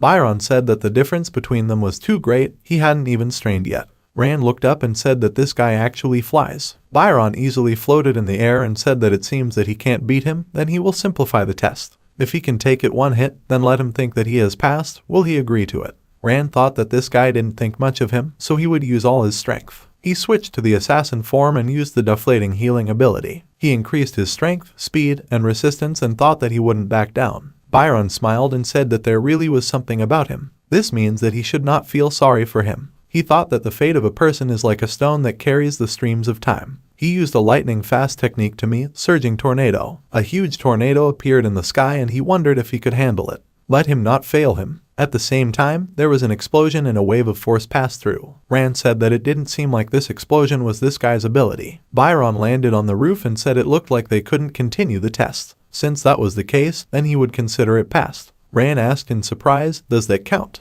Then what is his rank? Byron replied that the point was to find out if he could be admitted to the rank assessment at all. To be honest, he was doing it out of personal interest. Ran cursed at him and Byron said he was sure he had just heard the explosion, he didn't have time to play with it. Let him look over there now. Ran followed his gaze and asked, is this a portal? Byron said it was almost a gray gate that appeared 50 years ago. In other words, the siege mode opened ahead of time. At this time, in the headquarters of Team G, one of the employees asked what had happened. Was there an alarm? Why did the alarm suddenly go off? The girl said that she was starting the report. The siege mode portal was seen in City H. All the employees looked at the monitors in surprise and said that this was impossible. Judging by their calculations, the portal is still at least a month away from opening. The team leader told them to stop panicking. They need to gather information from the scene. Let the surveillance team compare this to their model, and have the contact team immediately contact the hunters nearby. At the same time, Jing Yan returned to the department and her subordinate said that she was back. She asked what was going on here. He replied that the city was under siege prematurely. She was surprised and handed him her suitcase, telling him to contact the commander-in-chief and tell him that she was coming to see him. She started down the elevator and wondered if they were late again. At this time, Ran asked, "Siege mode. Is this the one where monsters come out of the portal and destroy everything around them? Why did it start earlier?" Byron replied that maybe there was a mistake in the calculations, maybe due to unforeseen circumstances. It shouldn't bother him. He wondered why the siege mode had started now. In such situations, the Alpha League comes to the rescue, but it's a bunch of morons who are busy with the Grey Gate. He said with a smile that it was a pity, and Ran looked at him questioningly. Byron put an arm around his shoulder and asked him what he was doing. Byron said he admits he's been through a lot and achieved a lot, but his current strength isn't enough for a sea of forgetfulness, so let him pass the rank assessment right away. On the 3rd floor of the association's headquarters, there is a portal that leads to the Sky Tower. His rank will be determined based on the floor of the Sky Tower that he can reach. Rand said that even so, there was no need to rush. Byron said that after evaluating the rank, he can return to this place to gain experience. It will give him unlimited access. Let him go there and stay there until the Sea of Forgetfulness starts. Ran asked him to wait and said that the system was reacting strangely. Byron said he thought he noticed it, too. A system notification appeared in front of Ran, which greeted all the hunters in City H. Due to the premature start of the siege mode, a siege monster suddenly appeared. Therefore, the Hunter Association offers a special reward that will be given to players who participate in the campaign for one monster. The reward will depend on the damage dealt by the hunter to the monster. The prize pool is 3 million points of the association. The live broadcast begins. Xiaobai greeted everyone on her broadcast and said that it was the gold-ranked streamer, Tang Xiaobai. Ran said her name in surprise and asked her what she was doing there. Xiaobai said that the siege monster had already destroyed everything here. As a responsible hunter, she would also join the fight. She hopes they will all support her with subscriptions. Donat is also welcome. Byron read the system notification and said that as expected, there is an emergency reward. He thought that since the Alpha League couldn't react quickly, they could only hope for the number of fighters, but that was how they arranged it. He looked at Ran and wanted to ask about the rank, but Xiaobai Yang's voice rang out, telling her viewers not to worry, it's just a scratch. A huge number of hunters arrive, she will fight to the end. Ran closed the broadcast and apologized to Byron, although he still doesn't know who he is, but he thanks him for giving him access to the Sky Tower. However, it will go to the portal. Byron laughed and asked if he was worried about this girl. I think she was cleaning out a troll mine with him. Ran replied that that wasn't the point, just that he wanted a reward. At this time, in some unknown place, a man was watering his garden and humming a tune. Jing Yan entered the garden and asked Master Du, is he here? The man laughed and asked, is it really little Zhao? She came to see him because of the siege regime in the city, right? This man's name is Du Nianhe, and he is the commander-in-chief of the Grey Gate Plan of District C. Jing Yan asked what he thought of what had happened. He laughed and said that she was sly after all, she was trying to make him talk, wasn't she? He put the watering can on the table and said that there was no point in hiding it anymore. This premature appearance of the siege mode is just a bug of the system. She knows what it is, right? Jing Yan confirmed his words and he said that following the plan, they were relying on a generous reward for now. After that, they would send an expedition team to quickly set up a defense line 3 kilometers away from the portal. This should be enough until the main offensive began. Jing Yan thought, does he want to mobilize an expedition team? Based on previous experience, after the start of the siege mode, monsters will automatically appear from the portal. Gradually the number will increase, and after half a month, the main offensive will begin. Even if they survive for a couple of weeks, as soon as that moment comes. She asked, in other words, do they have 15 days left? He sighed and said that if they didn't do anything in these 15 days, City H would suffer the fate of City C. The Alpha League is busy right now, so they can only do their best. Speaking of her assignment, he wondered how things were progressing. She replied that she already had plans for the Sea of Forgetfulness, but there was no guarantee that everything would go smoothly. He asked if this guy's name was Ran, right? He poured tea and said that only a couple of awakened ones had appeared in the past year. Although they had hidden some of the facts from him, on his part, clearing the Sea of Forgetfulness would allow him to move on. Jing Yan asked, if that's all, is she going back to City H? He asked what good it would do if she, the manager, came back. Byron's there, just let her hand over all the necessary powers to him. He had just received Byron's request for unlimited access to the Sky Tower for wounds. He thinks he also understands that if they screw up the Sea Dungeon, he's afraid they'll have to send Byron on a suicide mission. Jing Yan asked, is he okay? He sat down and said he was fine. Would she care to have tea with him? It's a busy time right now. At this time, the center of City H was in chaos. The monster attacked and the hunter told the guild leader that they couldn't break through his shield. He told them to stop talking nonsense, they all need to get ready to fight. Let them do their best. Not far from the event center, a car pulled up and the taxi driver said that it was very dangerous there, he could only drop him off here. Ran asked how much money he was charged. The taxi driver said he had a lot of work ahead of him. Let him forget about the money. If it wasn't for his injured knee, he would have become a hunter too. Ran pushed his way through the panicked crowd and thought that it looked like things were much more serious than he had anticipated. He looked at the giant and thought, so this is a siege monster. It's just huge. He took the form of an assassin and switched to blades. Suddenly he heard a child crying in one of the buildings and thought, is it a child? Was it locked inside? Bad business. The monster, hearing this, broke the building and the girl began to fall down from a great height and Ran thought, what should he do? At the same time, Xiaobai used her pet's incredible speed ability. After that, she used a werewolf transformation and her dog rushed towards the little girl. Darky grabbed it and landed with it on the ground.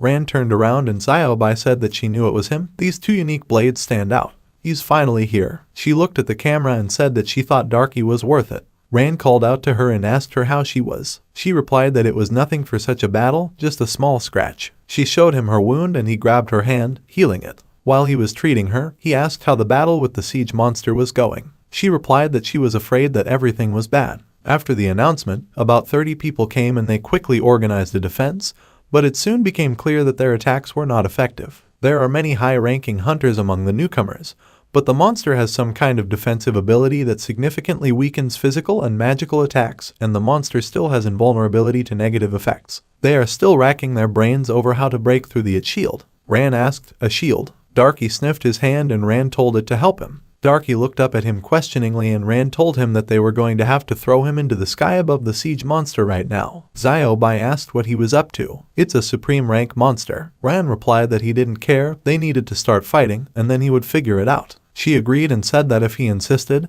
they would do it. She told her viewers that the broadcast was over. The comments showered with messages that now all the fun will begin. What did she call that guy? Ran. As he thought, she kind of got a boyfriend and can now ignore her fans. Xiaobai stretched her arms out using her strength and said that they would have a lot of fun this time. At that moment, a motorcycle roared and the guy told them to get out of the way. Don't let them get in his way, this siege monster is his. He rode past them and turned around to stick his tongue out at them and said that just standing here, they wouldn't get anything. Ran sighed and told Darky to go with him. He called out to Xiaobai and said let her help them. Xiaobai said that she felt like she was also a pet. The monster continued to attack the hunters and the girl fired a fireball at it.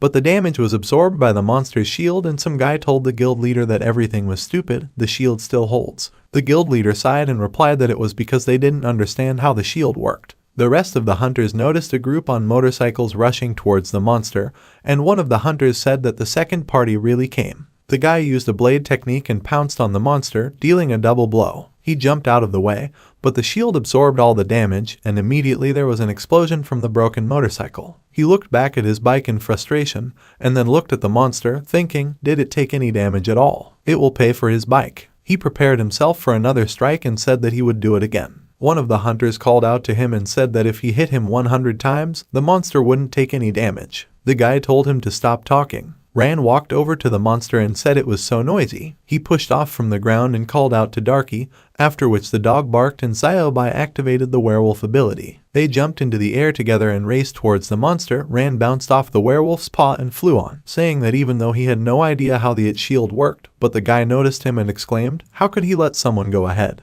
He used his sword technique and charged at the monster. At the same time, Ran approached the monster and said that only it can attack. His dagger started to break the shields with ease, and he thought it must have worked. At the same time, he hit the monster and it screamed in pain. The shield completely shattered and Ran started to fall down. Xiaobai noticed this and told her dog to catch Ran. At the same time, with quick leaps, the werewolf sprinted towards Ran and managed to catch him. They landed on the ground together and Ran said that the shield was broken. The hunters looked at this in surprise and began to rejoice. The red-haired guy was surprised and asked, is the shield broken? He laughed and said that his powers were really incredible. He will strike again while the iron is still hot. He braced himself for a dash and told the other hunters to attack. They got excited and one of them said that they were now attacking with all their might. They started throwing their punches at the monster's body, and the red-haired guy used a blade technique. At some point the monster stumbled and the guy attacked, but he missed the target and asked in surprise, "Did he miss?" The monster fell on its back and the red-haired guy asked, "Is the boss dead?"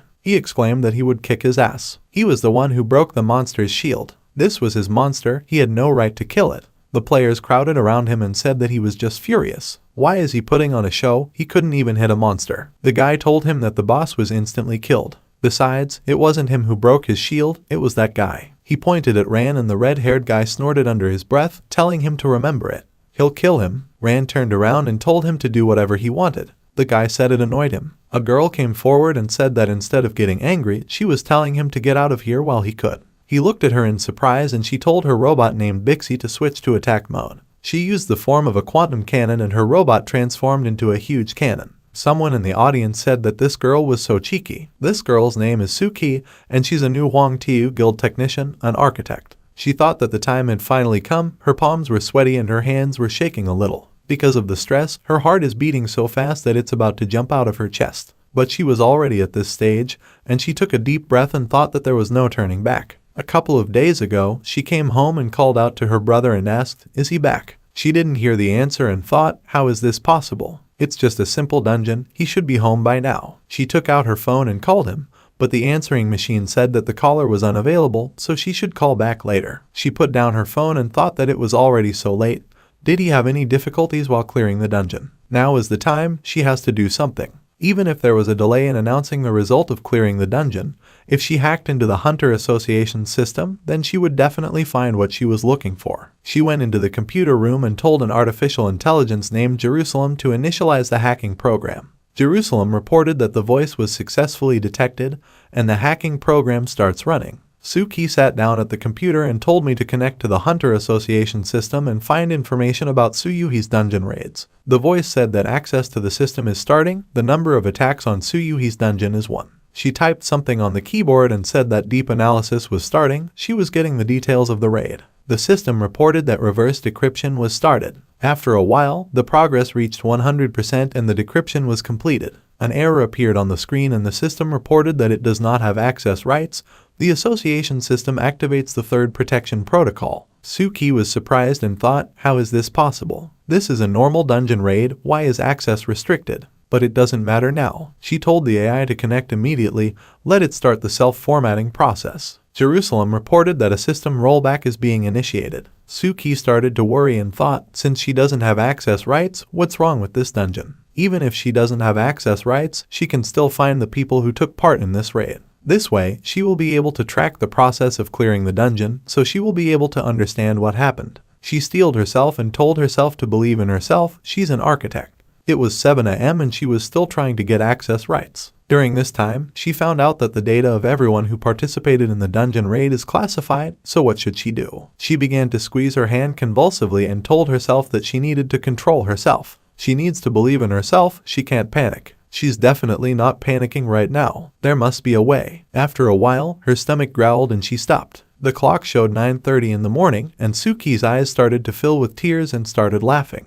She smiled and said that she was really too nervous, there was always a way out. She hasn't eaten anything at all, so it's time for her to eat. She reached for the phone and said that her little brother always cooked for her, but then she would order delivery. All she has to do is enter her address. She started to remember her address and thought that she should just open the map and find her location, then she should find her street and enter the house number. Her hand began to shake, and tears began to fall on her phone screen. Tears started pouring out of her eyes and she said that's not how it's done. She clutched her head and dropped the phone, saying that everyone knows their address. Her robot flew into the room and greeted her with a smile. She picked it up and said that it turns out that she relied on her brother all the time. It turns out that without him, she can't even order food delivery. Suddenly, she received a notification that the streamer Bai, to whom she subscribed, was starting a live broadcast, and the broadcast was being displayed on the screen. A broadcast of her appeared on one of the monitors and Bai said that her name was Bai, and they were currently watching an incredible fight between a bronze rank and a silver rank. Suki watched until the moment when Ran had slain his enemy and said that she needed to dishonor her name. Let her say she's a fool, she's a shameless fool. Suki thought it was so vicious. Suddenly, the name Ran seemed familiar to her and she started typing something into the database while simultaneously watching the broadcast. In the system, she found that Ran participated in one raid yesterday and successfully cleared the dungeon. Suki clenched her fists until they bled and thought, why? Why is the data classified? Is he the only survivor? So he survived at the expense of others. She unfolded the blueprint on the table and said that now she understood everything. It's all her fault, all her stupidity and naivety. She apologized to her robot and said that from this day forward, it would exist for revenge. 2 days later, at the Huangtu Guild, the guy entered the guild leader's office and said that a woman wanted to meet him. She says she wants to join the guild. She's an architect. The guild master said it was interesting. The guy asked if there were any problems with this. The head replied that he just thought it was funny. He patted his dog on the head and said that architects were only assistants in their difficult task. Instead of using hunter points as currency, they use silver association cards, which they received for association promotion points. Due to the fact that they can't use the system, they can only analyze monsters and their abilities thanks to a scientific approach and other methods. Roughly speaking, these are ordinary people who want to feel like hunters. Normal people don't need to deal with everything that has to do with monsters. Therefore, there are very few architects, about 5% of the population. Isn't it interesting that such a person came to them? Since she's here, let her come in. The guy agreed and called her inside. The guild leader tapped his finger on the table and asked, so she's the architect who wants to join the guild. Suki confirmed his words and the chief asked, what was her reason? She gave Song Ran's name and said that her brother was on his team when the incident happened. As far as she knows, only Ran got out. She suspects that he was involved in what happened. The guild leader smirked at his name, and Suki said that the broadcast where Ran had defeated Lu Mei Lai and publicly humiliated her had damaged their guild's reputation. So if Ran is responsible for her brother's disappearance, they have a common enemy. The guild leader scratched his chin and asked, Ran, right? He laughed and said it was really interesting. Well, first they need to clarify 2 things. First, they were investigating the incident in the dungeon, and they can definitely say that due to certain circumstances, everyone present at that time in the dungeon, except for the wounds, died. That is, her brother did not disappear, he is dead. She leaned her hands on the table and asked with tears in her eyes what happened in that dungeon. The chief replied that they didn't know the details, but they knew that all the circumstances had led to Lu Mei Lai's defeat. Second, Ran is not exactly an enemy to them, but rather an obstacle. Punish those who went against them and protect their own at all costs. This is the motto of their guild, meaning that killing wounds is not revenge, but rather a matter of principle. Suki's tears fell on the table and the guild leader said that if she still wanted to join them after hearing this, then they would be happy to accept her. Suki tightly clenched her hand and replied that she wanted to, and if it was really related to Ran, then she would kill him with her own hands. She went to the exit and the head asked her to wait, there is still something. Although he respects her zeal, the Huangtu Guild is the biggest battle guild in H City. He wants her to reach rank within a month. In order to get enough points to promote the association, he advises her to join their guild's group raids. What would she say to that? Can she handle it? She told him not to worry, he didn't need to chew on her, because she wasn't the same girl who could only do research anymore. She left and the guy asked the head, did he get too excited with her? In response, he asked, does he disagree with something? The guy replied that this was not the case and the guild head asked, he didn't think she really wanted to join them, did he? Punish those who went against them and protect their own at all costs. He can't let such a stupid girl become one of them. He smiled and said that they would just use it properly. Currently, the monster started to move and the hunters ran to attack. Someone ordered to start firing and the guy said that while the monster is out of action, they need to attack. The other guy took out his grenade launcher and used quantum projection to shoot. The red-haired guy looked at the energy explosion and asked, is this a quantum projection? Diamond rank equipment. The projectile stuck into the monster's head and revealed information about the monster. Quantum projection projects an interface that shows the monster's health, armor, magic power, and other parameters. In addition, the user can also see the enemy's weak points. The guy asked the hunter how he was doing. He said that was what he was doing. The monster started to rise to its feet and the guy shouted that the monster had risen again. Don't take a step back, they need to continue attacking. The members of his guild obeyed the order, and Suki said that from now on, the Huangtu Guild would be her home, so she should get as many association points as possible. An extraordinary reward will be just in time. After that, she rushed forward with the thought that she would do it. She used superconductivity to charge the cannon and pounced on the monster, aiming at it. She shot it with an electric charge and said that she dealt 2239 damage. It seems to work. But suddenly, she stopped and asked why the monster's armor strip started flashing. The guy told his boss that he had the results of the analysis. The boss told him to log in immediately and broadcast it to everyone via the battle channel. The guy obeyed and said that this monster has the ability to restore the shield. When the shield is working, the monster is immune to negative effects and blocks 99.9% of all damage. If they want to break the shield, there are only two ways. A shield began to appear around the monster and he explained the first method. The first method is to rely on high damage abilities to try and destroy his shield. The second is to use weakness effects to break through its weak points. However, the monster only has 4 weak spots: the left shoulder, the right shoulder, the lower abdomen, and the lower back. As long as the weak points are not affected, the monster's shield will recharge from time to time. In other words, they will have to break the shield at least 4 times. Someone asks what they should do. Another person asks, how is he supposed to know this? The guy asks, since this guy has already broken the shield, isn't it obvious what they should do? Let him just do it again. Ran apologizes for not being able to do it again. The guy with the red hair asks, what did he just say? He says again that he can't do it. Another guy asks how this can be understood. Rand says that its debilitating effect is a passive ability that only works after an explosion, but it doesn't have any active abilities, so it can only deal 2,000 damage at most. The guy asks, what do you mean no active abilities? Why did he come here in the first place? The second guy asks, this guy isn't even bronze, right? People think that maybe it was just an accident that he broke the shield and they just exhausted that monster enough. The guy asks, what kind of loser is this? Another guy asks where he got the passive debilitating effect from. The girl says it's probably just luck. The guild boss says everyone should be quiet. Now is not the time for that. Debilitating effect is a rare ability and they need to help him break the shield. The girl says that if it's a simple attack, then it can cast an explosive status. The guy with the big sword says that it will add strength to his attacks. 2 girls say that they will also help him. The guy with the red hair is upset that he took all the glory for himself, even though he tried so hard. The guild boss says that then everything is decided.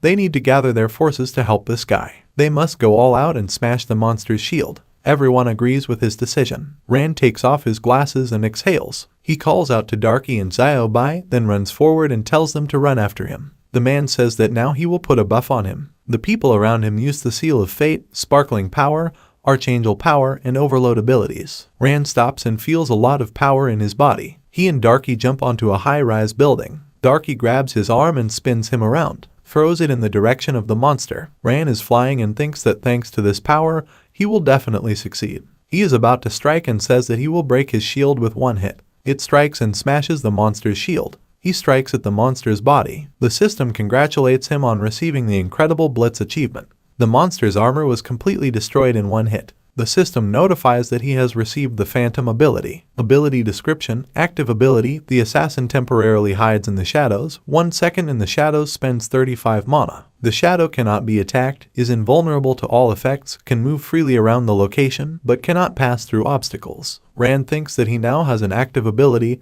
and this really surprised him. He says that, however, his mana pool is only 100 points and he can't use it for long. He notices something and asks if the shield is exploding. He punches the monster's shoulder and says it's just in time. He jumps up and uses the Phantom skill. His body disappears and he asks, is this how it works? The guy is surprised and says that the shield is broken. The girl next to him asks, did he do this without active abilities? Rand is surprised by what he sees. The monster looks at him with fury. He notices that shards of glass have passed through his body and says that gravity seems to have disappeared. Is this free movement around the location? Fragments of the shield fly through his body and he says that in this case, since the power-ups are still working. He pushes off from the air and very quickly goes to the monster. He gets to the monster's belly and tells it that it's about to break out in full. He delivers a quick blow to the monster's head using a dagger. The guy with red hair says that thanks to the power-ups, this guy will take all the rewards for himself. He starts running towards the monster and says that he is not going to wait by the side. His target is the monster's weak spot. Suddenly, Suki runs next to him. The guy is surprised by this and asks, does she really want to take the award for herself too? He charges his sword with energy and uses the electroshock ability. Suki uses her annihilator cannon and fires. Their attacks reach the monster's body and a very strong explosion occurs. The blue-haired guy says it's great, she attacked 2 weak points at the same time, and the monster's shield is completely broken. The guild boss says that everyone should attack. All the people are running towards the monster, intending to kill that monster. The monster is very angry because of the pain.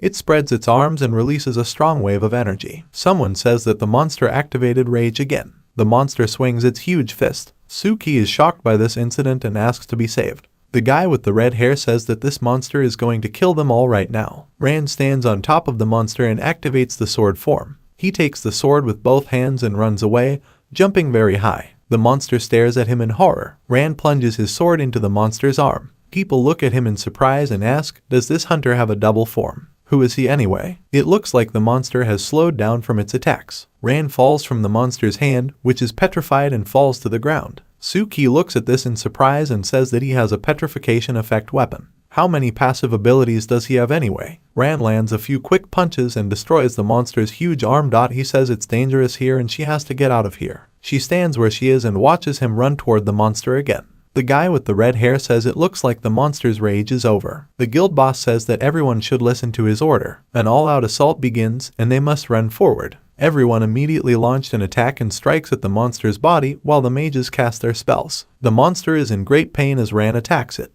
The system notifies that a siege monster has been defeated. The reward distribution process begins. Hunter Song Ran, according to the damage dealt, there are 164 contributions from the association. Based on the contribution points of the Imam Association, the beta room of the Hunter Association. Epic items are now available for purchase. The number of available entrances to the Sky Tower per month is 99,999,913. The current amount of Hunter points converted to money is 150,000 yuan. People are very happy with what they did and they did it. The guy says it's great, the reward for this mission is enough for half a year. The second guy asks, is that all he cares about? Rand smiles and pulls out his glasses. He puts it on and is about to leave, but the guy with the red hair asks him to wait. He turns around and asks what he needs. The guy asks, since they fought this monster together, why don't they go get something to eat? He turns around and says they can join in too. He understands that it is inconvenient because he has a high position. By the way, that girl over there did a good job.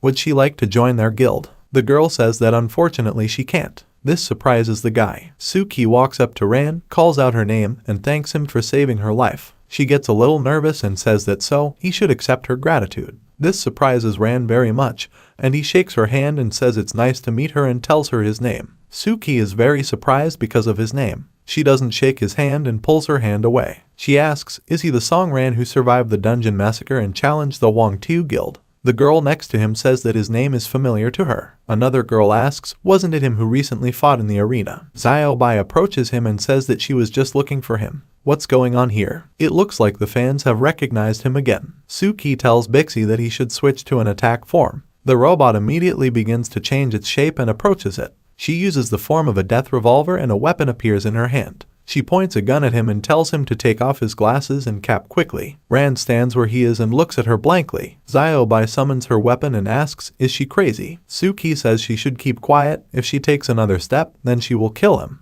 The guy notices this and asks who is there waving a gun. Another guy says that maybe they just had a fight. That guy helped everyone with the monster, though. Other guys say that it looks like something is wrong with this girl and they need to deal with it. Suki loudly says that they should stop. She will shoot him in the head if anyone tries to do anything. Ran agrees to her demands and takes off his cap and glasses as she requested. Suki looks at him in shock and asks, so it's definitely him. Her brother Suyu died when he went to the dungeon with him. He was going to answer her question. She interrupts out of anger and asks, that day, in that dungeon, what even happened there? She lets out a scream as she finishes her question. Rand thinks about it and thinks that the name is familiar to him. He remembers that this is the gold-ranked guy who said he was mining materials for his sister. So she's his sister. If she fired from this distance, he wouldn't be able to dodge. Even the phantom ability won't help, and he doesn't even know when she'll pull the trigger. How should he answer her question? It wasn't his fault that a high-level boss suddenly appeared there and killed everyone. He's just as much a victim of circumstances. Maybe he should just tell me what happened. If he was stronger, they would have been able to handle it.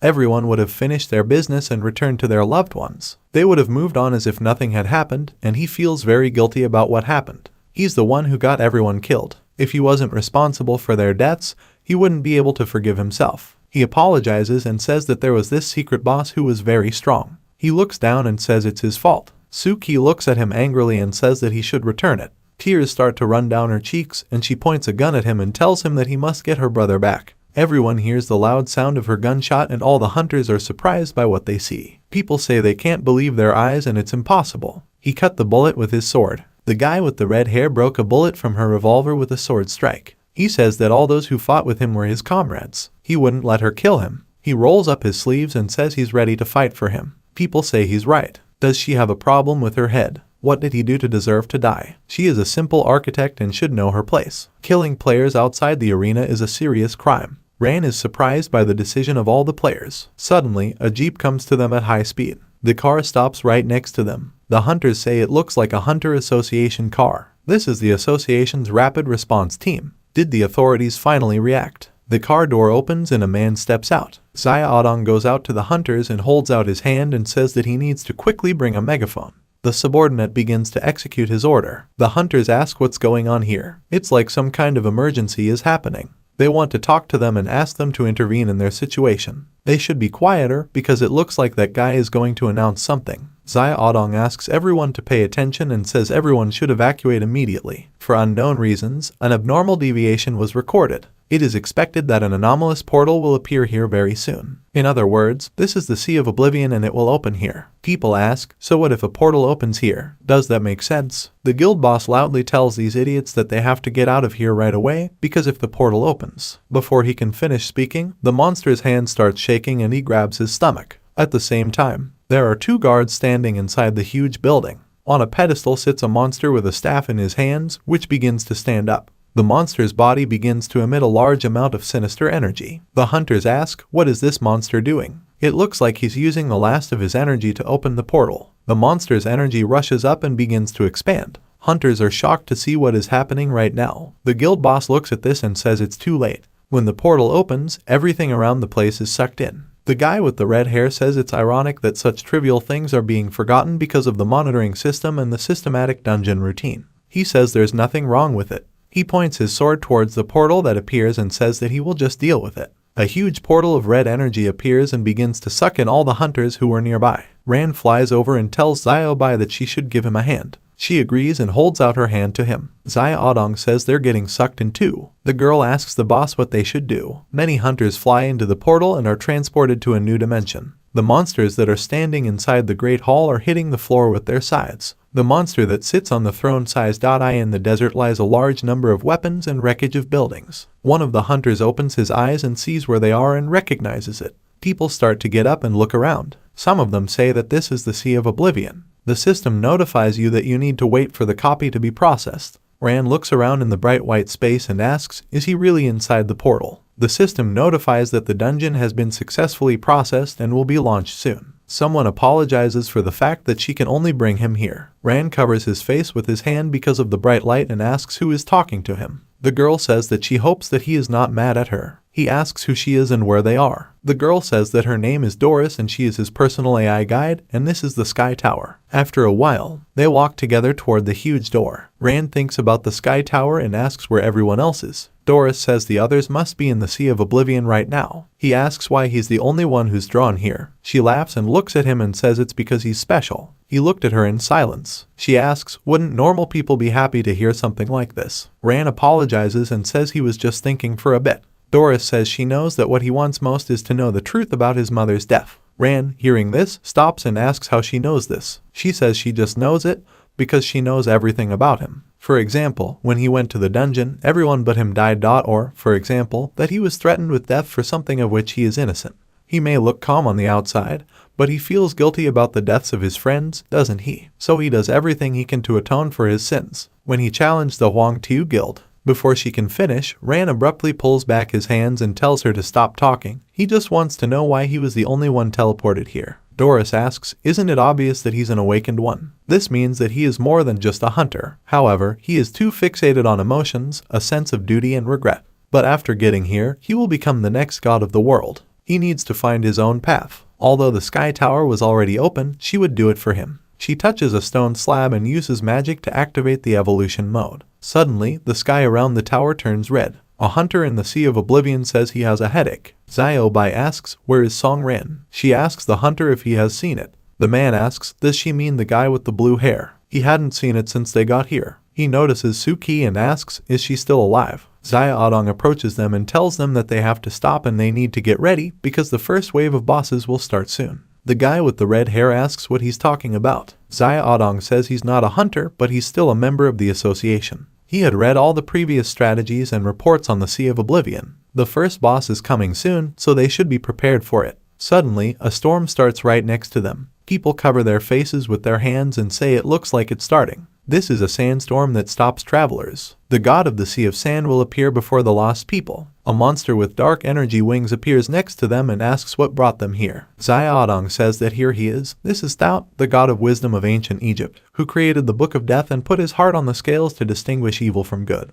God asks again, why did they come here? Xiaodong says that in other words, it is the guardian of the Sea of Sand. Tout says that the abnegated god appeared with the light of the world and on the same day shed a tear from which the human race was born, and his tear, bearing the human species, partially melted in the darkness and became the scourge of humanity. The great god Tout, the god of justice, appeared before them all. Hunters asks, what did he just say? The storm is getting stronger. The hunter says that things are bad, because he has not yet recovered from the siege. Another hunter says that he should stop complaining, because they are all not in the best shape. The guild boss says they should regroup as quickly as possible. The guy next to him says there is too much dust here. Will they go the hard way? The guy with the red hair looks at them and says that in this case, he will start first. He starts running towards the monster and Tout says that whoever holds the evil one will not be able to resist the weight of the balance. She'll take it. The book that levitated next to him closes. A strong ray of fire hits the ground and he says the word sentence. At the same time, Rand strikes with his sword and defeats the monster. Next to him are many more corpses of the monsters he killed.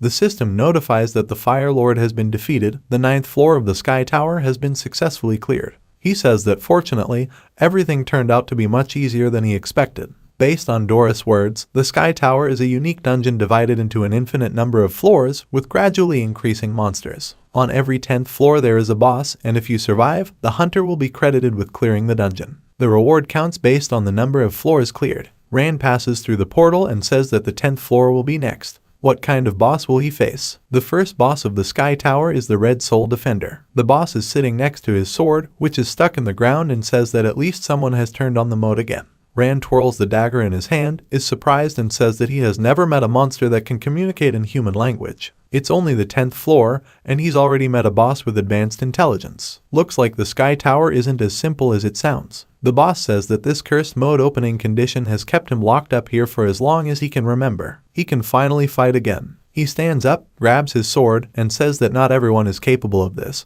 but if he wants to go to the next floor, then he will have to defeat him, just like the previous people. Rand says he doesn't have to worry because he won't be here long. The 10th floor is just the beginning of his journey. The boss says it looks like he's underestimating him. He shouldn't compare it to regular bosses. Rand says that he doesn't think he's much different from other bosses, except for the fact that he knows a few words. He should stop talking and they can start. He's in a hurry to get to the next floor and doesn't want to spend too much time on the first boss. The boss says he's too vain. In that case, he'll just stay here. The boss swings his huge sword with a smile. Rand looks at this and activates the Phantom ability. The boss strikes and hits the ground, causing a large cloud of dust to rise. He looks around and doesn't see his opponent in front of him. Rand stands on the boss back and says that he can't even catch his shadow, and he thought he would be better. He is about to attack with daggers and says he must go to hell. Splashes of blood appear from its impact. The boss turns around with a smile and asks, so does he have stealth skills? This sly man is happy too soon, because this is just the beginning. He stabs his sword into the ground and releases a very strong energy. Rand manages to put up a block and protect his body, but he is thrown back hard. He flies and thinks that it is the energy of a sword with the properties of fire magic and berserk. It's definitely a berserk boss. He uses his phantom ability and flies over the boss. At the same time, at the Clover Guild, the news anchor says that based on their sources, due to some circumstances, the seasonal dungeon in City X, Sea of Oblivion, opened ahead of time. They are now making contact with their correspondent. A system window appears in front of Jing Yan, notifying her that the Sea of Forgetfulness seasonal dungeon has been opened ahead of schedule. Interested guilds need to register for the cleanup. The news anchor says that judging by the traces from the scene, it can be said that almost everything around the portal formed was sucked in, including a large number of hunters who participated in the battle with the siege monster. The girl enters the office and says that they have received a message from the association. Tang Xiaobai was sucked into the portal of the Sea of Oblivion. What should they do? Jing Yan asks, so she was sucked into the portal. With her abilities, it shouldn't be a problem. However, they wouldn't leave her there alone. The Sea of Oblivion is a unique opportunity for their guild to regain its former power. They must do everything necessary to make sure that all forces are ready for battle tomorrow morning. The girl agrees to her order. At the same time, the guy brings Huang Tu to the guild boss and says he should take a look at it. The boss reads this and says that Suki is worthless, but she seems to have done quite well in the battle against the siege monster. As the best guild in City X, they can't miss the Sea of Oblivion. He should gather all the guys and go there. Also, they should not forget the credo of their guild, always grow and expand. They must grow at all costs. At the same time, the boss of the 10th floor of the tower says that if this is all he can do, then he is not worthy to be here. He strikes with his sword using fire magic. Ran barely manages to dodge this attack and says that even though this is only the first boss, but it should not be underestimated. His new phantom ability will be very useful here. He jumps back, dodging another attack. He lands on his feet and the boss says that without this ability, he is completely worthless and he is disappointed in him. Ran bites his finger and says that he underestimates him. He spits out something and says that the only disappointment here is himself. He knew this from the very beginning of the battle because he doesn't have a strong demonic aura at all. He had already killed more than one boss that was much stronger than him. He was testing it out. In terms of strength, he is only at the guardian level, and his fire energy is unnatural and also very weak. These are his conclusions. The boss is angry and says he is too arrogant. Rand says that the demonic aura of his sword is much stronger than his own aura. By the way, he said that he was imprisoned here. How did it happen? The boss says that his memories are very vague. He just remembers fighting everyone who came here and starting all over again. Ran uses his abilities and heals. He says that since he can't tell him anything interesting, then he should finish it for now because this fight has already dragged on. The boss is angry and tells this arrogant freak that he will tear him to pieces. He swings his sword to strike and radiates a strong energy. Rand says he has too much rage. If he wants to fight, then he won't dodge. The boss energy leaves small cuts on his body and he says that he will show him what absolute superiority is. He continues to slowly walk towards the boss, getting cuts all over his body. He prepares to attack, constantly healing every wound. The boss is surprised that he uses healing abilities and says that he is surprised by his professionalism. But he deserves to die for that attitude. Rand says he thinks they're done here. He stops the boss sword strike with his bare hand, destroys it, and says that if he understood correctly, then without a sword, he is not capable of anything. Now he could just beat him to death. He is holding a large piece of sword in his hands with one hand. The boss says he can't believe that he broke his blade. This is simply inexcusable. He swings his fist and strikes with great force, but Ran hits back and destroys his arm. The boss is shocked and wonders how such a young hunter can be so strong. Looks like only the guys at the top can match up to him. Ran says that he has already told him that he is too weak. He only wanted to find out more about him in the Sky Tower. However, he was surprised by his determination. The battle is more precious to him than his own life and he respects him for this, but he came to an end. He deals many blows with his daggers and after a while holds the severed head of the boss of this floor. He says maybe the demons have an obsession with fighting in their blood. The boss says that he is strong and can go further. He's lost, but somehow he feels relieved. He feels a certain similarity between them. There is no concept of time in this world, it only loses itself. His armor and weapons kept telling him that he was a monster that could only fight. Rand throws his head on the floor and says that like he said, this is not the end for him. He goes to the next floor, and he must continue to wait for other fighters. Maybe they'll meet again sometime. The boss says he had a vision. He saw a guy as determined as him. Even his eyes were the same as his, looking forward. In his memory, he puts on a mask, and walking to the gate to the tower, armor appears on him, and the same sword appears in his hand. Rand turns around and thinks he's thinking like a human, not a demon. What kind of creatures live here? They are definitely not simple. The system notifies that for defeating the Red Soul Warrior, he receives a unique item, fragments of the Blood Sword, which can be combined. At the Hunters Association Hall at 20 o'clock in the evening. The girl asks if he has heard the news. Today, during the siege, a portal to the Sea of Oblivion opened prematurely. The guy agrees and says that it bothers him a little. The man looks at his watch and says it's almost 21 in the evening. This man is the vice president of the Dragon Guild, Sun Wu. At the same time, in the Sea of Oblivion, in the desert, a tornado appeared in the middle of the hunters. The hunter tells the president that he can't take it anymore. Someone says that the boss is surrounded and they can't get through to him. Xiaodong says that this is the ability of Tout, the blessing of the sand. If this continues, they will enter the curse phase. A guy with red hair asks what is the curse phase. Suddenly, he feels something strange. He falls to the ground and grabs his head because of the intense pain. Other hunters also experience severe headaches and lose consciousness. Some say that this is the beginning of the trial of Libra charges. Xiaobai says that she understood everything. The boss defends itself with a wall of sand and is about to attack. Hunters near Toot experience a severe headache, but not all. Xiaobai asks why it doesn't work for everyone. Xiaodong says it's because this spell works on a roll call basis. This is one of the 3 great mysteries known as the balance of sin. This works in such a way that the curse is applied to half of the players randomly, from which they die. Then it applies to everyone else until everyone is dead and the raid is over. To cope with this, you need healing or dispelling abilities. When the cure overcomes the damage, the squad will be found innocent and the curse will be lifted. The guild boss thinks about the treatment. He asks if they have enough strength to remove this curse. The girl says it's too hard. They had just fought a siege monster, and they had very little mana left. They can't do powerful healing spells. The guild boss says there's another way then. They need to deal with the sand sea shelter somehow. Xiaobai asks, does he mean this protective barrier? The guild boss says that's exactly what he means. The best strategy in such a situation is suppression by the power of the gods, meaning a strong hunter with advanced skills needs to continuously attack it. Under a strong attack, the ability reading will stop, and then they can kill the boss and remove the curse. Zai Adong says that in this case, they will face the third riddle, the real illusion. The real illusion is this. He doesn't have time to finish because the curse has passed on to him. Xiaobai picks him up and asks what happened to him. The guild boss asks if there is a strong enough hunter among them. Can anyone else fight? If this goes on, the boss will simply kill them all, and death in the dungeon is a real death. They can't fight, they'll all die here at this rate. He pulls out his sword and says that the curse is spreading and they can all die here. He heads towards the toad and says that he will get them out of here, no matter what it takes. However, when he reached the sand wall, he stopped and he can't pass through the monster's defense. Toad calls him a non-entity and pushes him back with a powerful blast of air. The guild boss flies a long distance and crashes into a car. He turns around and asks what is it.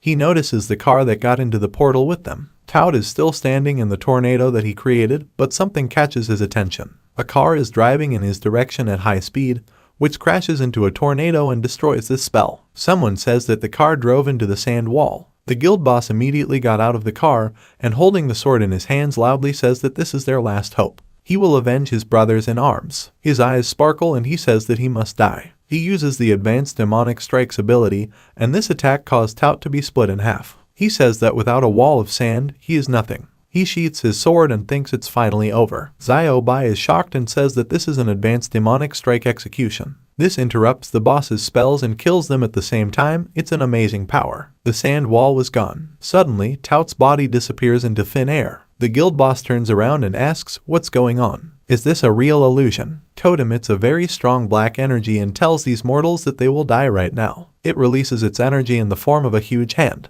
The guild boss starts running away from this attack and says that it's black magic. Is this still the Sea of Oblivion? It looks like he's finished. Darky runs very fast towards Toad and knocks the staff out of his hands with his attack. The guild boss stops and wonders if the ability's use has stopped. Now he understood, even if it was only a shadow to break the Book of Death, but Xiaobai's pet was able to stop the boss ability from being used. It turns out that the only real illusion ability is the staff. That's exactly it. He says she should tell her pet not to give the staff to the boss. His weakness is that staff. Without it the real illusion will be removed. Xiaobai says that she understood him. She loudly tells Darky that he should throw the staff to her. Her pet obeys her and immediately grabs the staff and throws it to its owner. Xiaobai raises his hand and catches that staff. Suddenly, her consciousness shifts and she sees a woman before whom a huge number of people are bowing. One of these people holds out a staff and then the bodies of the dead appear behind the girl's back and there are scales in front of her. Xiaobai says she knows what needs to be done. She knows how to defeat this boss once and for all. Tout is shouting very loudly and his eyes are glowing. A book appears in front of him and he reads a spell. The souls of the deceased must follow the parting words of the great god and come from the other side of the river. Crows emerge from the bodies of the hunters and head towards him. The guild boss asks what she's doing. Xiaobai says that this is the dark magic of Hell's Revenge. After reading it, it collects the lives of all the damned and deals a fatal blow across the entire field, applying an instant death effect on all enemies affected by it. The staff begins to emit streams of light energy. Her eyes light up and she asks Guardian Tote, this is his last trump card, isn't it? The guild boss says that it should retreat because the boss is going to attack. He is blasphemy. This is the end of the false gods. She uses the powers of the staff and releases strong energy. The guild boss looks on in surprise. Tote's body is pierced by a stream of white energy and his body is torn apart due to this magic. Xiaobai says that this is a dungeon with a unique story mode. The Sea of Oblivion has been improved. The system notifies that the first boss of the Sea of Oblivion has been killed. The hunter received the Staff of Tote. The Staff of God, a summoned epic weapon, adds 25 strength points, 4 mana points, and 70 ability points. An effect that reduces the magic cost of summoning abilities by 30% and has a chance to apply the ability more effectively. Increased use of the ability increases the effect of the ability by 50%. The hunters start to get up and ask, is the curse gone? It looks like the guild leader and Xiaobai made it through. A bright ray of light appears from a pyramid in the distance. The guild boss stabs his sword into the ground and asks, is it finally over? Xiaobai thinks that she didn't expect to get any equipment here. This dungeon is very exciting. Xiaodong comes to his senses and clutches his head. He says they both did a great job. Then they will get to another location, the Farnado Oasis. The association will immediately mobilize the guilds to officially launch an attack, so they need to recuperate here until reinforcements arrive. Their goal is that pyramid. At the same time, the system notifies that the hunter has passed the 50th floor of the Sky Tower. He must choose his reward, a 20% armor boost, restore 60% health, or completely restore mana. Rand thinks that he should choose one of the three. After so many floors, he has already understood the structure of the Sky Tower. In simple words, starting from the 10th floor, every time he defeats a boss, floors 19, 29, 39, and so on give certain rewards. Some enhance its characteristics, and some simply restore resources. However, on this floor, everything is very similar to the real world. Maybe you fought a monster here. Perhaps he will choose recovery. The further it goes, the harder it gets. Now even the entrance floor with ordinary monsters is difficult for him to pass. Even if he chooses armor, he's not sure if it will last for many levels. So he decides to restore his mana. From the 10th floor, he hadn't met a single boss talking. They were mostly trolls and undead. However, that berserk warrior impressed him. What is this strange creature? Is it all because of his evolutionary mode? It's like there's a secret hidden in this tower. Rand stops and says that the boss of the 50th floor is here. He can already feel its power hanging in the air. This boss probably won't be so easy to kill. A man with long red hair appears from the magic circle in front of him. The human-like boss says that he should listen to the call of the void and then he, Ashura, will fight again. Rand thinks it looks like this boss can talk too. He asks if he is a human or a demon. What was that void he just mentioned? Ashura asks, what does it have to do with humans or demons? How is he supposed to know that? He is who he is. He must fight it, for he has not tasted the taste of battle in many years, and he craves it with all his being. His blood boils with desire. Rand says that as expected, he has the same battle obsession. It feels like they've been brainwashed, even rewritten. Something makes them forget about the past and only fight. Ashura breathes steam and says only the word fight. Rand says that in that case, he will fight him. The boss raises his head and smiles bloodthirstily. It screams loudly and emits very strong energy. With great speed, Ashura approaches her opponent and deals many blows with her sword. Rand jumps away from him and thinks he was strong. He probably couldn't handle the boss of the 50th floor right now. What should he do? Maybe give up. Ashura swings his sword, and when he strikes, he releases a strong stream of energy. Rand wonders if the 50th floor is really his limit. He dispels this energy with his sword. Ashura says now it will be his favorite. He uses the decapitation skill and strikes very fast with his sword. Rand fell to the ground and Ashura says this is the end. With his abilities, he wouldn't be able to go any further. Unlike that idiot at the bottom, he's in a completely different category. He raises his head and starts laughing out loud. Unexpectedly, Rand says that he seems to think too highly of himself. He was about to give up and go back, but his arrogant behavior made him very angry. Ashura laughs and asks, is that so? Then it will cut it until it falls off. He would trample on his pathetic corpse. He uses the blood prison skill and a lot of craters appear above him, from which swords come out, and he says that even if he wants to give up now, it's already too late. Rand asks, is this true? He's very sorry. Ashura tells this weakling that he will beg him for mercy. A lot of swords fly out of the magic funnels. Rand says he seems to underestimate him. It activates the phantom ability. All the swords fly through his body and he says that he should not stand in his way. He may be stronger than him, but he believes that he can beat him. Ashura asks what is this hideous skill that makes his attacks not work. Rand gets behind him with great speed.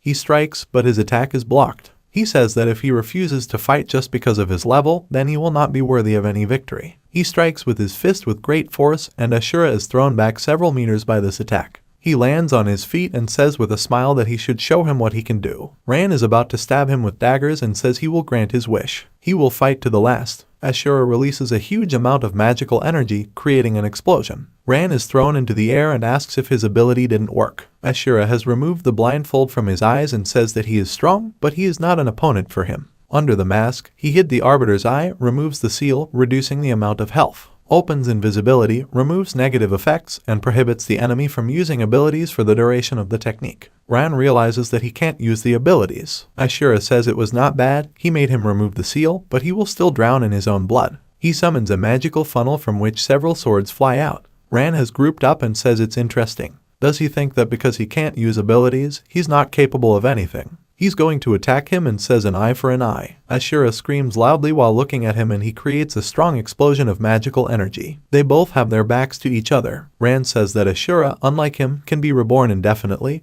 but he risks losing everything every time. The boss's head explodes, but immediately begins to recover and he tells this hunter that people are afraid of death. The memories that have emerged now will not leave him. He only wants to protect this rotten world in which life is worthless. It's a shame that this is all a hoax. Like so many times before, he will only be reborn because nothingness gives him magical power. The system notifies the hunter that he has defeated the boss of the 50th level. The rain ends and Rand sits down on the ground and asks how many other bosses will he have to face in this tower. How many secrets does this place hold? Byron only gave him access here so that he would quickly become stronger and be able to fight the monsters that would storm the city, right? The further he progresses, the more questions he has about this world. He raises his head and says it's time for him to leave. With a level 60 boss, H definitely won't be able to handle it anymore. The system asks, does he really want to leave the dungeon? Rand presses a button to confirm his decision. He says that next time, he will definitely reveal the secrets of this place. He was transported to another space, and as soon as he appeared, he immediately heard a voice. Doris says that he is amazing, he was able to reach level 50 on the first attempt. Rand is surprised that his wounds have healed. She says that thanks to winning several difficult fights, his level has grown very much. When a hunter leaves the tower, they immediately receive experience points. Now she will announce what and how much he received in the end. Based on the number of floors he completed, he had earned a total of 250,000 experience points, 1,300,000 bonus points, as well as items, the remains of the Blood Blade, Ashura Hilt, Demonic Fang, and Spiritual Metal. Rand says he has something to ask. The peculiarity of his evolutionary blade is the ability to merge with objects and in the evolution mode, but what secrets does the Sky Tower keep? Doris says it's too much to discuss with the AI. It is only an executive system, it knows only what was put into it. As for the tower, it doesn't finish because the system notifies that the calculation of experience points has been completed and the player has been promoted to the platinum rank. She says that she can tell that this is a dungeon created by one person. The system says, name Song Ran, level 46, class healer. The hunter will leave the tower in 3 seconds. Doris says that the calculation of experience points has been completed. In that case, she would wait for the next meeting and miss him. Ran is transported to the real world and wonders what is here. Is this the Hunters Association? He takes the elevator and says that the Sky Tower is a very strange place. There are monsters that look like humans and an AI that doesn't seem to be telling you something. It feels like there's something hidden behind all this. Next time, he would definitely make it to the 75th floor. Something tells him that all of this has something to do with his evolving sword and the death of his mother. He thinks that after all these battles, he has reached the platinum rank and got interesting items. When he gets home, he'll need to see what they're good for. He gets out of the elevator and someone greets him and asks, he's Song Ran, right? He turns around and looks at this person. Sun Wu says that he is the vice chairman of the Zaiyan Guild, waiting for him here for a long time. He's an architect. Ran wonders if he's just another architect. At the same time in the Farnado Oasis, someone hands a boy with red hair a bowl of water and tells the warrior that he should eat more. He eats and says that he didn't think there were supply points in the dungeon. He looks at people and thinks that everything here is very authentic. Zaya Adong says that this is the difference between a seasonal dungeon and a regular one. A large number of storylines may well improve the quality of the game, right? This approach is not serious, but there is no other way to explain it. After midnight, you can start your retreat. This dungeon appeared in a difficult time. To get through this, you need to develop a strategy and then deal with the main problem, storming the city. Based on the data from the association's manual, the operating mechanism of this dungeon should be as follows. First, in the 8 Pyramids dungeon, the mode of passage is called the Decisive Battle of the Gods. Completion is counted when the pyramids are completed. They had previously defeated the Guardian, the god Tout, thus unlocking the outpost in Farnado Oasis. When Xiaobai defeated Tout, she won the right to participate in the final battle of the gods. A jewel encrusted in Xiaobai's staff, a shard of the Chosen One, symbolizing Tout. The man clears his throat and calls out to the warriors. He says the village chief wants to talk to them and solve the mystery of the Sahara Desert. The headman tells the warriors that in the previous battle, their heroine, Xiaobai, defeated the great god Tout and won the right to participate in the decisive battle of the gods. Now a new challenge awaits them. To win the final battle of the gods and save people from unbearable suffering, they need to defeat 7 more gods. Zaya Adong says that according to the association's instructions, they still need to collect other shards of the Chosen One. The headman says that they need to defeat Jeb, the god of earth, Osiris, the god of rebirth. Xiaodong says that Jeb, Osiris, and Sobek remain. He doesn't finish the sentence because the headman is angry and tells the freak that he should stop talking because he is being told here. Maybe the NPC here is him. Xiaodong is confused and says that he can continue to talk. The guy with the red hair says he doesn't understand what I'm talking about at all. The headman strikes with his cane and says that he will explain again. When they overcome one god, they need to pass one pyramid. Only after they pass all the small pyramids will they be able to reach the Great Pyramid and take part in the final battle of the gods. Regarding information about the final battle of the gods, that was a long time ago. At the beginning of all time, the Sahara was ruled by the god Ra. In his time, people enjoyed peaceful labor and tranquility, but all good things end sooner or later. After the appearance of the other 8 gods, Ra fell into a deep sleep. In the struggle for the place vacated by Ra, they launched a war with each other and the world was plunged into chaos. In order to reveal the true god, they started a decisive battle of the gods. Only the victorious one will become the master of the desert and the god of peace. As the years pass, the god of peace, the ruler, must change. Even ordinary mortals began to challenge the gods. Those who defeat the old gods will receive shards of the chosen ones as proof of their newfound divinity. And then the battle of the gods will begin again, and the Sahara will find a new master. However, they still believe that in times of darkness, someone will awaken who will settle this eternal conflict. All the hunters listen carefully to his story. Xiaobai asks, does he mean to say that she is now a god? Xiaodong says that this is just a game story. Tomorrow, the guilds will gather and they will go to battle the 7 gods. This is the official start of the Sea of Oblivion. Suki thought for a moment and turned away from him. He notices this and asks her what she's up to. She says that she will go to the pyramid alone. She leaves and asks if she stays here, it will only annoy them, won't it? The hunter says that he feels that something bad is going to happen. The guild boss says that he still thinks that it undermines their team spirit. A guy with red hair asks if it is possible to complete the pyramid alone, as he thinks. Xiaodong says that few people are capable of this, but in theory it is possible. The pyramid mechanism can be adjusted based on the number of people. It sets the level of difficulty, but even so, the risk of dying alone is many times higher. The guy gets up and says that in this case, he will also go to the nearest pyramid. Xiaodong asks, did he also decide to go alone? The guy says that it is unlikely that any of the participants will agree to support him. That's how they trust him. At the same time, Ran asks the architect how he knew he would be here. No one knew that he was in the Sky Tower. Sun Wu says that of course he didn't know, but he used some tricks. For example, a system backdoor. Using the physical parameters of a person, you can find out which dungeon they are in. But, surprisingly, he found himself in a completely different dungeon than the others. So, taking this opportunity, he came to ask him something. And by the way, we should have some breakfast. They should find a place to eat and talk. Rand says he's not in the best shape right now. All he wants to do is go home and change. Sun Wu says it's quite simple. Yesterday by a lucky chance, he went to the mall while waiting for him and bought him clothes. He pulls out a small bag and tossing it says that he can try it on. Rand thinks he was pretty good. After all, he's a trusted member of the guild. He says he doesn't mind if he insists so much. He puts on a jacket that was bought for him and a jacket, too. Girls who noticed him say that he is very beautiful and has a good body. Rand says they can go somewhere. A guy who was the head of one of the guilds went into a certain room and said, they came, this is the nearest pyramid. As Mr. Liu and the NPC elder said, the shards of the Chosen One are the weapons that will start the final war. Only the one who is called a god will be able to get this weapon. It turns out that only he has the right to take possession of the fragments. He must bring his guild to the top. He can't disappoint his colleagues, he has to do everything perfectly. He entered through some huge doorway and looked around, but only his footsteps could be heard. He saw the torches burning on the wall and wondered if this was an arena. Suddenly, someone came out to him at the top of the stairs and said, "Brave warrior, he's in good shape. He is the son of Jeb, the protector of the great Ra, and the god of power and war, Seth." The creature was getting closer to him, and one of the god's eyes lit up with a bright light. He pulled out his sword and introduced himself too. He is the head of the Flaming Dragon Guild, the future greatest guild, Warrior of Light, CN. At this moment, he thought, what a shame, why would he need to play along with this monster? God Seth reacted with silence, but after a moment replied, fine, and didn't meet him at the right time. It's time to start the battle. If he overcomes it, he can come further. Yan looked at him with a sinister expression and said, he shouldn't think that he's worth anything, after which he made a sharp movement with his hand and said, ultimate barrage of light. After saying that, the movement of his sword caused everything to light up with a bright light, and Seth was wary, but easily repelled this attack. Yan asked him again, how's that for him? Maybe he needs to repeat it. Seth replied angrily that he was just an impudent bug, and then the battle continued between them. Seth started releasing dark magic. Yan was very scared of it and said, it's not good. This guy is too strong. At this moment, everything glowed with the bright light of a fierce battle.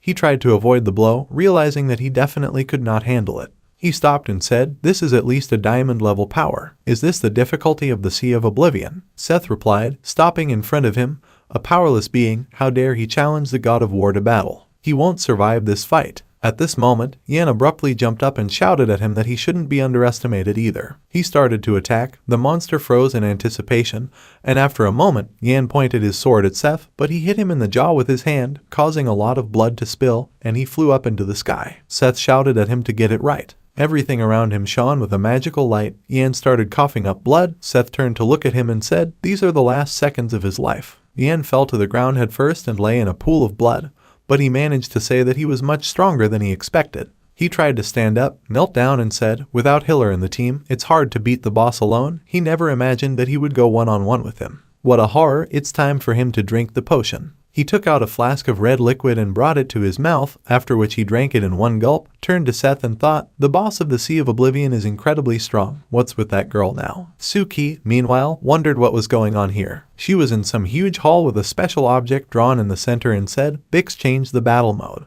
It can't be that there isn't a single living creature in the entire pyramid that has been scanned to no avail, so if that's the case, she'll have to go to the exit. It's the only right choice. She hopes that they won't be able to find her here. She continued down the length of the room and up the stairs, not really understanding why it had all happened that way. Even though she suspected Song Ran of killing her brother, he still saved her. If Song isn't the villain, then why is he telling everyone otherwise? She recalled an incident from the past, as she explained to the guild member, but she had already shot him. She owed her guild, well, revenge, don't forget about it yet. She needed to build a good relationship with her party members, and then when she figured out what was going on with this Song Ran, maybe then she can get even with him. She doesn't want to be hated. At that moment, someone shouted at her that she was mistaken. She whirled around, pulled out her firearm, and shouted back, who's that? A voice coming from a distance informed her that if she forgot about revenge, she would have to say goodbye to everything else. He hates his father's friend. That freak killed his mother, just like Song Ran killed her brother. At the very moment when his revenge was accomplished, he possessed an unimaginable power. He got the hook and chain and became a god. In her head lurked the thought of forgiveness only from the fact that she was saved by him,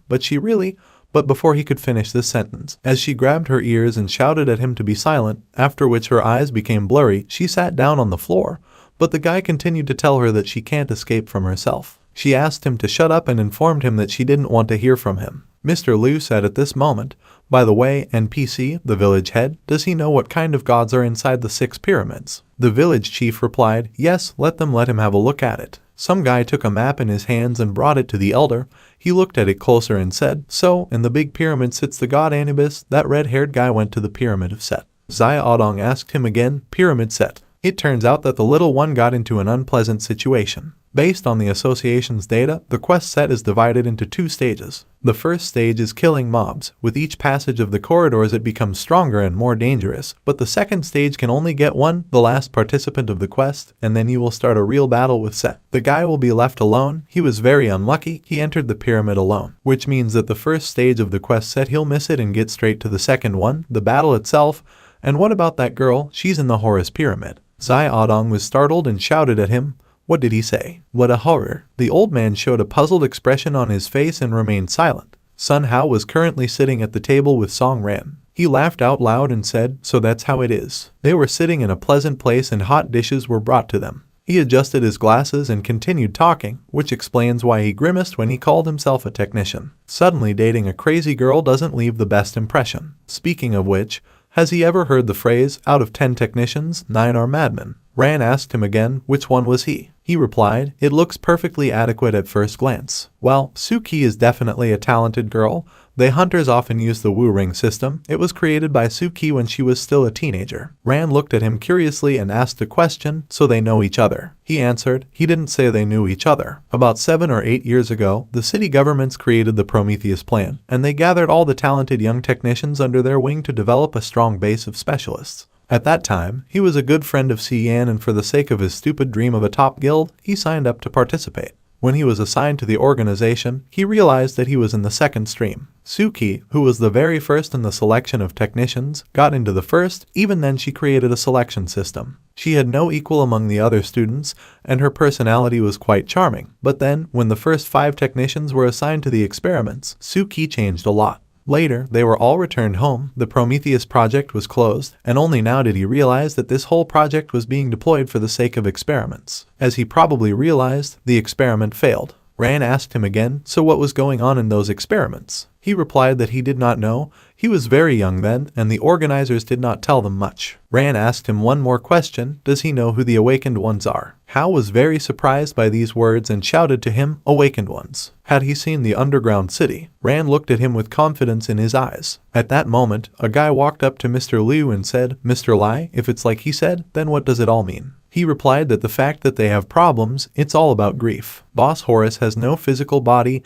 and his pyramid is a solid maze. As for his methods of dealing with intruders, this boss's attack is called Sweet Dream. Influencing the subconscious of his opponent, Horus plunges him into an illusion, where he also conducts his dirty rituals, drives his victims crazy, driving them to suicide. Suki was crossing the road once and wondered what just happened. She stopped abruptly and said it was Song Ran who passed by her. She ran through the pedestrian crossing at a red light, and all the cars started braking and stopped abruptly. Only together can you break out of the illusion, enough calming or magical energy to wake up and leave this maze. A man who managed to stop his car in front of Suki, who was not running according to the rules, asked her a question, did she decide to die? A fool. But Suki is there alone, besides her mental state is unstable. He is afraid that she is a tasty morsel for Horus. Suki stopped Ran by grabbing his shoulder from the back and said, Song Ran, he should stop. At that moment, a car drove up to them and hit her at full speed. She was left lying alone in the road, and Ran looked at her with a sinister expression and a spark flashed in his eyes. She tried to open her eyes and say something to him,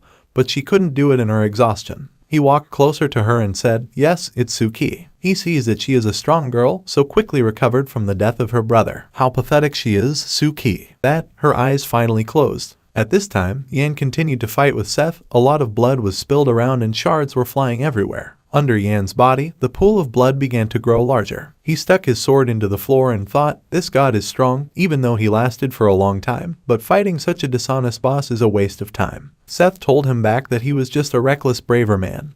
He had talked so confidently at the beginning of the battle, and he couldn't even fend off this blow. He clearly overestimated it. Yan turned to him, gritting his teeth in anger and telling him to shut up. This isn't the first time he's been on the verge of death. He can even dance with him all day long. At that moment, he realized that he needed to finish one more potion and he would definitely find his weak point. He started to search for the flasks in his pockets, but suddenly realized that the potions had run out. Seth laughed out loud at him and said, well, that's it. He won't forget it and will remember it until the dungeon is refreshed. He continued to laugh at him, and Yan tried to get up and say, but at that moment Seth came from behind to attack him and shouted at him to die. Hunter. Yan finished, kneeling with his back to him. He hadn't given up yet. Seth closed in and pointed a huge, strong hand with incredibly sharp claws directly at him. But at that moment, a shadow flew over Seth, swinging a sword at him. Yan wondered as he held his stomach, is this really the end? What would happen to his guild? After his words, someone's blood was spilled. It was Seth's blood, whose arm was cut off by a wound that appeared out of nowhere. Yan looked at him in surprise and said hopefully, Song Ran. Ran stopped in front of the sinister and huge Seth, then said, see Yan, he owed him for that bullet, does he remember that? At this moment, he applied the healing technique while looking at him, and Yan's entire body was filled with a bright magical light that would heal his body. He laughed and asked him a question, where did it come from? He replied, Song Hao sent him here. He had plans to go through the Sea of Oblivion, but he expected to get here a little later. When he talked to Song Hao, he informed him that he likes to go through everything alone, so he asked him for one favor, help him pass this test. Sun teleported him to the Sea of Oblivion right at this point. Incredible technique. His deputy is a great master. Yan easily got to his feet and said, Song Hao, it's good that he got some help. He already thought he was going to die here. Okay, less words. They need to deal with this boss. For the sake of his goal, to become the best guild leader, he went through all the tasks alone. Has not teamed up with anyone for a long time. He feels that it will be fun. Ran agreed with him and Seth said, another little guy? What a mess this is going on. He raised his hand skyward, created some sort of magic ball and said, breaking the order of battle and queuing, for this he would punish them both. They should not forget who he is, the god of war and power. How many weaklings do not gather in a team? It will not do anything. He threw the elemental discord spear at them, and everything was flooded with bright light. The spear landed on the ground and opened up the underworld. A bright ray of light pierced the entire area and he spoke, "Today they will learn what a real battle is." A lot of shrapnel flew around, a strong wind rose, and nothing could be seen because of the bright light. Rand said, "It seems that because of his interference, this monster has become stronger." Yan replied, "This boss is too noisy." Suddenly, a lot of monsters with sinister bright eyes appeared in front of them. Rand wondered what kind of frenetic ability this was. The bosses in Sea of Oblivion were many times stronger than normal ones. Yan pointed his hand at him and asked him not to be afraid of this. "No matter how strong this horn god is to me, he is only one, and they will defeat Seth in no time." Suddenly something alerted him. He stopped abruptly and thought with a frightened expression on his face, "What a horror, this is inhumane. Seth, he can make people lose their temper." At that moment, so many such monsters appeared in front of them that they couldn't be counted, and he said, "What a huge army of dead people this is. Will they be able to rest today?" Each of the monsters had spears in their hands, and the creatures were smiling ominously as they charged. Yan and Ran approached each other and Yan said, "My friend, in this battle, they will have to cover each other. He doesn't seem to be able to." Ran replied to him after some silence, "If he wants to give up, then this is not the right time." The monsters came close to them. Yan was dumbfounded by what was happening and said, "It doesn't matter." Until now he was thinking about how to get out of here as soon as possible. But now they just have to fight. Rand spoke. It wasn't over yet, and after saying that, his eye lit up with a bright magical light and he used the power of the balance blade and activated it. After that, he said, "They shouldn't give up so quickly." Yan together with him abruptly ran and said, "Attack, my friend." Ran appeared on one side of the skeletons and said that these skeletons are very weak creatures. The only problem is the number of these monsters. Yan replied, "That's right, he is sure that the army will go on indefinitely.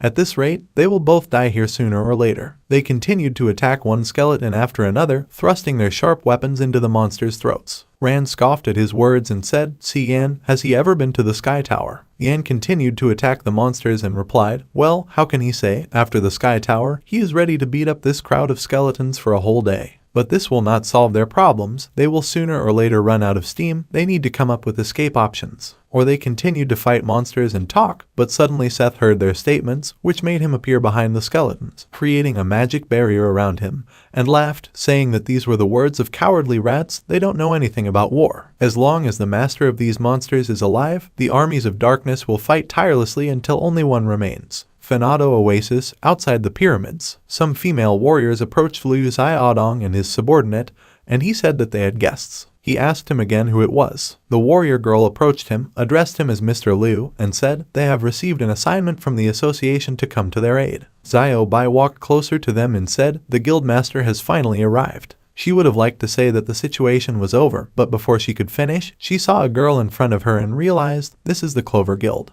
The head of this guild is Liu Jiao, and the Zhongcheng Guild, whose head is Jai Siyuan, has also arrived. Xiaodong said, "That's fine. With their help, they can quickly clean up this Sea of Oblivion." Suddenly, a man came closer to them and said with a smile, "How many cockroaches would not gather in a pile? They would still remain cockroaches." This voice didn't alert the others, and he realized, this voice, Wantu, stop, it's right next to him. Huangtu Guild, head of the Zhengjiu Guild. Jiyu said that for the sake of the association, he had found strong allies from abroad. Guildmaster Liu, they haven't seen each other for a long time. Who knew that just because I'm the host like her after rising up, she would become such a cold-blooded woman? She scoffed at his words and he continued to say, "Woman, where is her respect? I still have videos where she leads a live broadcast." And now he would like to introduce them to his friends from the First Echelon. First Echelon 9 in formation, Wang Fin. First Echelon 2 in formation, Luo Wen. The others were surprised. What? Is this the first tier? It's those guys from Division C, the 9 strongest. Jiao spoke up, First Echelon. Xiaodong wondered, really? He knew it was the first tier. He walked up to Fen, greeted him, and said, "He's Lai, working under Minister Zhao Jin." Fen asked him again, didn't he hear who he was? It doesn't matter. He wants to finish up here as soon as possible and go to the bar to have fun with the girls. Xiaodong replied, unfortunately, they need to bring some preparatory work. He told him how awful it was. All those assholes from the association were making themselves look like they didn't know what. Another guy walked up to him and said, Wang Fen, there's no need to bother Mr. Lai right now. He held out his hand, greeted him, and said, he's Luo Wen, they don't usually help guilds like Yuan-Tu. Xiaodong said hello, and he said that he had heard that you can't have fun here. Guildmaster Xing told Wang Fen what was going on in the Sea of Oblivion, but no one spoke of helping this small Yuan-Tu guild. They only came here because of an order from above. Xiaodong pondered, The order from above, 2 first-tier fighters are already exceeding the standard tasks. What happened in this underground city? At this moment, Ran and Yan continued to fight the monsters, running from place to place. Ran turned to see Yan and asked him a question. Did he hear what this boss said? Yan replied, yes, this AI is not like the others. Ran replied, no, that's not the point. Breaking the order of battle in Q and the last sentence, until there's only one left, he thinks he's talking to the system of this dungeon. Yan asked him again, right. Suddenly, he abruptly ran at the monsters and answered him, yes. He thinks that this sea of skeletons around him is one of the stages of building the system of this dungeon. The second proof that this is the system is that he didn't receive the notification of the dungeon change, which means that the boss can control the dungeon itself. Yan spoke back, then it turns out when he said until there is only one left, that there should only be one fighter left to fight him. It turns out that when he entered the dungeon, he immediately went on to fight the boss. Wait, he seems to have thought of something. Before entering the pyramid, Mr. Liu told them that the boss will be able to change the difficulty of the dungeon based on the number of participants entered.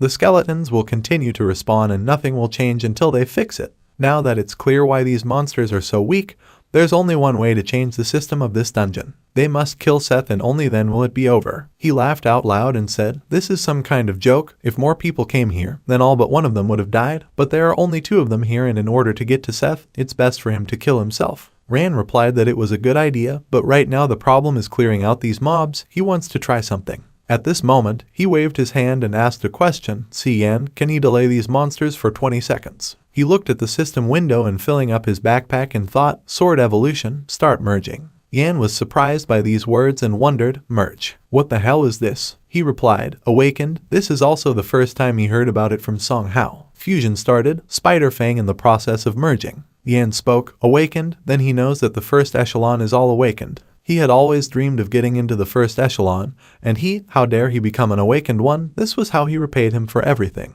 Ran asked him to calm down, as they were in serious trouble. They looked around and saw many skeletons looking straight at them with serious gazes. Yan grabbed his sword and said, he doesn't have much mana left, it's only enough to use this ability alone, although he doesn't know the form of its awakening, but he should try harder. After saying that, he swung his sword a few times and said, sword art. The Burgundy Barrier. The system congratulated him on the fact that the merger was completed. The system window shows, sword evolution has reached a new level, current state, sword level improved by 1, damage increased by 35, new attribute gained, darkness resistance plus 20. Ran thought about it, he only got 1 attribute, but the level up is as expected, the evolution is working. Judging by his current performance, this sword doesn't really suit him, and in this situation, it doesn't do any good. He decided to try some magic stone, thinking about what it was that he had knocked out of the giant knight. Yan glowed with a bright red light from the magic powers at this moment and said while continuing to distract the skeletons, what a horror, why is it taking so long? This ability requires too much mana. He continued to merge the bloody wreckage. Will he be there soon? He can't wait any longer. Ran took out a flask of blue liquid in his hands and asked him to shut up. He was losing mana too fast, after which he threw the liquid into his hands and asked him to hold it down. Yan caught the potion and told him that he had really prepared well for this dungeon. The system once again congratulated them, and the merger was completed. Ran looked out the window and said with a puzzled expression, this is. Yan asked him what was going on there. System window reported, attention gained form of giant sword, level 2, in ancient times knights concentrated all their will in the blade, in the process of evolution received a new form of giant sword. In this form the owner of the weapon gets new characteristics, damage, protection from physical attacks and strength increases by 30%, attack speed, agility and critical damage is reduced by 50%. At this point, he began to wonder why this form listed level 2. Is it because he raised the level of the evolution sword before? As much as his blade holds, he can't stop thinking about how to become even stronger. Asura hilt, well, he'll see what it can do. He picked up the sword and used the fusion ability. The system window reports, when merging with the Asura hilt, a new active ability has been obtained, Dance of the Bloody Rampage, please select a form for it. He was surprised by what was happening and thought, a new ability. It's a good thing that Giant Sword is just a mode, activating the shape of a giant sword. The system window notifies, Blood Frenzy Dance, can be used in the form of a giant sword. When activated, the blade is soaked in the owner's bloodlust, a dangerous and difficult to control ability. With each second of the action of Blood Frenzy Dance, the owner loses 2% of the total health reserve. Yan's face was already dripping with sweat from exhaustion, and he said, how much longer do you need to wait for him? He can't stand it any longer. Ran replied, he's ready, so let him show off his new ability. At this moment, he activated his giant sword, which began to emit dim magic rays, and Yan spoke, now it's his turn to fight the mobs. He will step aside for now. The skeletons were aiming to destroy them. Ran looked at these creatures with a bright eye and seriousness in his gaze and said, he will test the sword on these dead souls.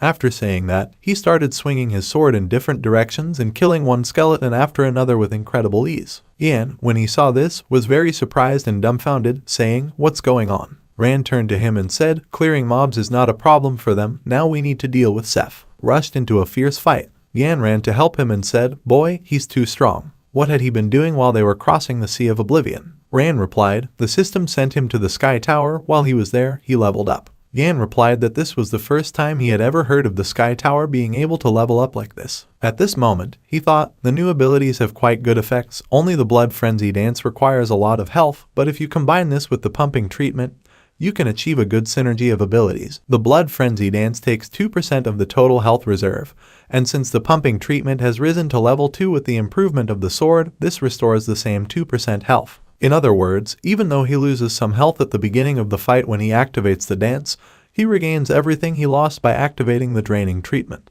The only problem is that draining healing drains his mana, so the only way to win here is to finish the fight as soon as possible. They continued to fight fiercely, and suddenly Ran got closer to Seth and told him to attack with his sword, then told him to die, Seth. Seth told him back, the nameless boy, does he really think that if he gets close to him, he can kill Seth himself? Suddenly, the sword hit his body and his blue blood began to spill out. He asked in surprise, what's going on? It was Yan who stuck his sword into him and asked him a question, so he didn't expect this, Seth. He had been waiting for this moment for a very long time. Seth told him, that's how he hits from the back. He grabbed the tip of it and informed him that he would definitely not be able to escape from it now. Red-haired, he can replicate that ability he showed them, Death Blow. At this moment, the entire area was lit up with a bright blue color. Yan was dumbfounded by what was happening and Seth laughed and told him to feel death entering his muscles and bones. Ran started shouting, see Yan. Yan only screamed in terror and pain, and then said with gritted teeth and narrowed eyes, what a horror, his attack is 1,000 times stronger. But he won't let go of the blade. Song Ran, he has to do something for him, he's strong enough, but let him leave the boss to him. Ran gave him a deep look and replied, okay, friend, he believes him. Ran looked straight up at the monster, and after their conversation, Seth asked him again, does he believe it?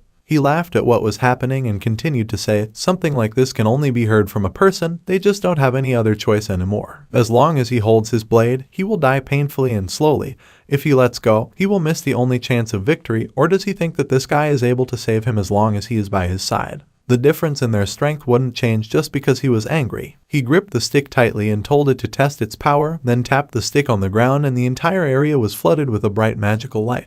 Yan shouted loudly. Ran continued to watch the scene and thought, finding himself in a stupor, see Yan, the army of the dead is getting closer. Yan started shouting angrily. He would say it again. He wouldn't let go of the blade that had stabbed him in the chest, all because he still didn't understand the whole point of what was happening. Yan pulled out the blade, and at that moment, some memories from his childhood appeared in front of him. He was walking between abandoned buildings, stepped on a plastic bottle, saw a boy near a pole and asked a question, small guy, isn't he Song Hao? He had heard that a new kid had moved in, that his parents were always at work, that they didn't spend any time with their son, and that the boy's face was also paralyzed. They say that he is often annoyed by hooligans, and he can't even answer them. He has a lot of pocket money, but this is also taken away from him, so does he know who he is? He's the fiercest fighter and bully, he should just call him Bro Si Yan. Today it was his turn to deal with him. Is it true that he can't respond to his abusers? Hao grinned and suddenly Yan walked right up to him and asked the question, what kind of face is that? He grabbed his clothes and kept asking questions angrily. Does he think he's a weakling? Was he underestimating him? For someone like him, who does he even think he is? He threw Hao aside by punching him in the face and continued to say, why is he being so cocky? Rich son, isn't he? And he doesn't care that his money is being taken away. Does he have no desire to do something bad to him in return? That's how he responds to someone else's help, isn't it? It doesn't matter, he's really stubborn. Hao looked at him in bewilderment, trying to get up from the ground.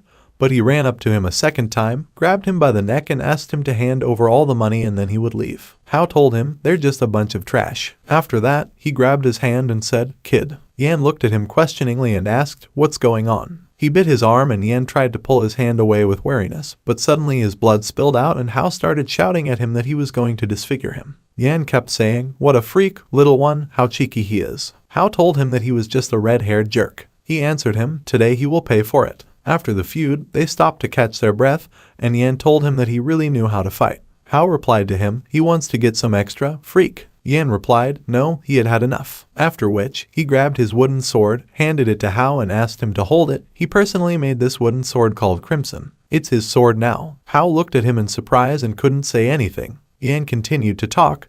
They say that as long as one person doesn't fight another person, they won't be able to recognize him. Now they are friends with him. Now he will teach him how to use this sword. First you need to apply force in the pelvic area, bend the blade with the blade up and swing.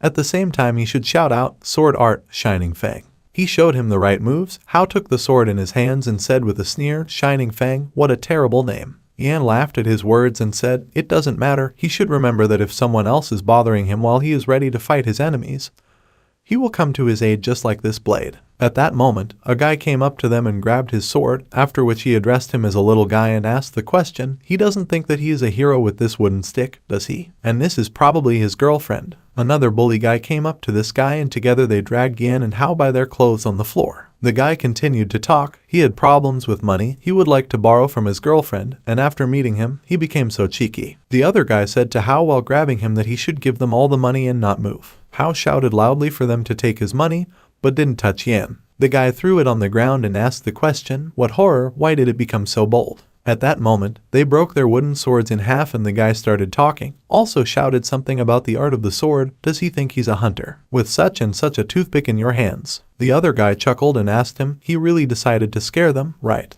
They stomped on the remains of the wooden sword and continued to say that they could be dealt with in just one blow. After that, they left, continuing to mock the guys and how Yan decided to become a hunter, what kind of jerks they were. Yan's face turned purple, and he apologized to Hao with a sense of shame. He started to pick up the remains of the chopsticks, then Hao grabbed his shoulder and said, see Yan, is he okay? He replied that he was unable to protect it. Hao called his name again and asked him to stop, then said he thinks he's a star. He didn't think he was fit for this world, no matter what others did, no matter how much they bullied him. He didn't pay attention to it. He thought it was just a small matter, but he taught him how to fight. He raised his foot, but Yan walked away from him. After a while, in a busy place in the classroom of the school, some guys stopped at the window and began to discuss, you need to look there. That guy from the next class challenged a high school student to a fight, while the same guy who was always beaten up by everyone. What's his name? Hong Jiao. It seems that he ran into a rich excellent student today, Ogrebet.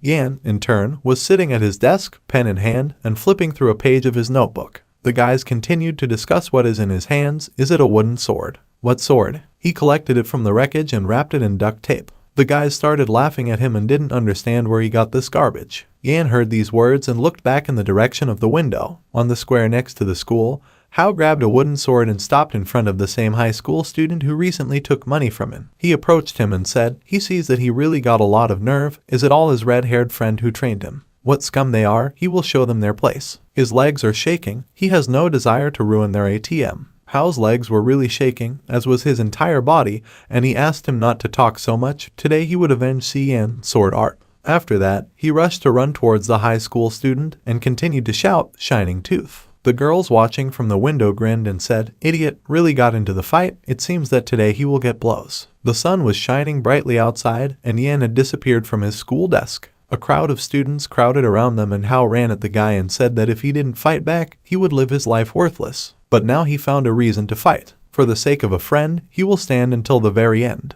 The guy broke his sword and kicked him in the chest, telling him not to show off. Hao fell to the ground and the guy laughed and asked, is this his awakening? He's a weakling. He took a wooden sword and said that it was that lame piece of wood again.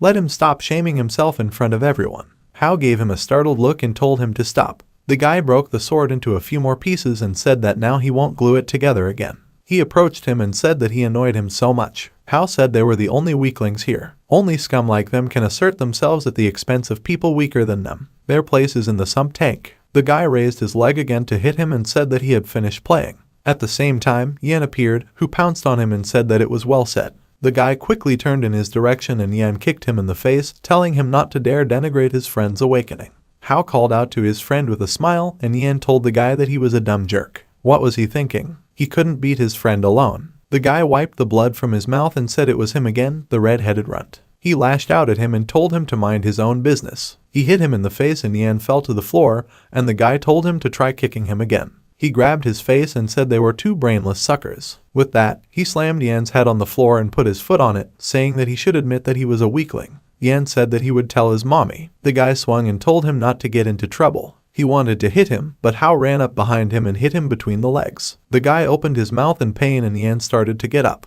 He also approached the guy and slapped him in the face, saying that let him die. The guy flew off in the distance and Yan said that he just sucks at fighting. Blood flowed from the guy's mouth, and Hao picked up the sword parts and told Yan that his sword was broken again, but he would fix it. Yan said that he should apologize. He promises that he will never let go of the blade again. He must become a hunter. He will have his own guild. Hao smiled and said that since that was the case, he would become a better technician. If his weapons or armor are damaged, he will definitely repair them. They punched each other's fists, said they had a deal. Yan returned from his memories and said that his presence was just a small nuisance. It's not what it used to be. Even if he stopped his blade 100 times, he would never back down again. This is its main principle. His blade began to crack and he used a divine gift, the Crimson Tear Pact. At the same time, a powerful force began to erupt from the blade and Seth screamed. There was an explosion and Ran asked, does he use the strength of the blade, turning it into an explosive projectile? Seth started to disappear and asked with a laugh, is this what they call the hunter's path?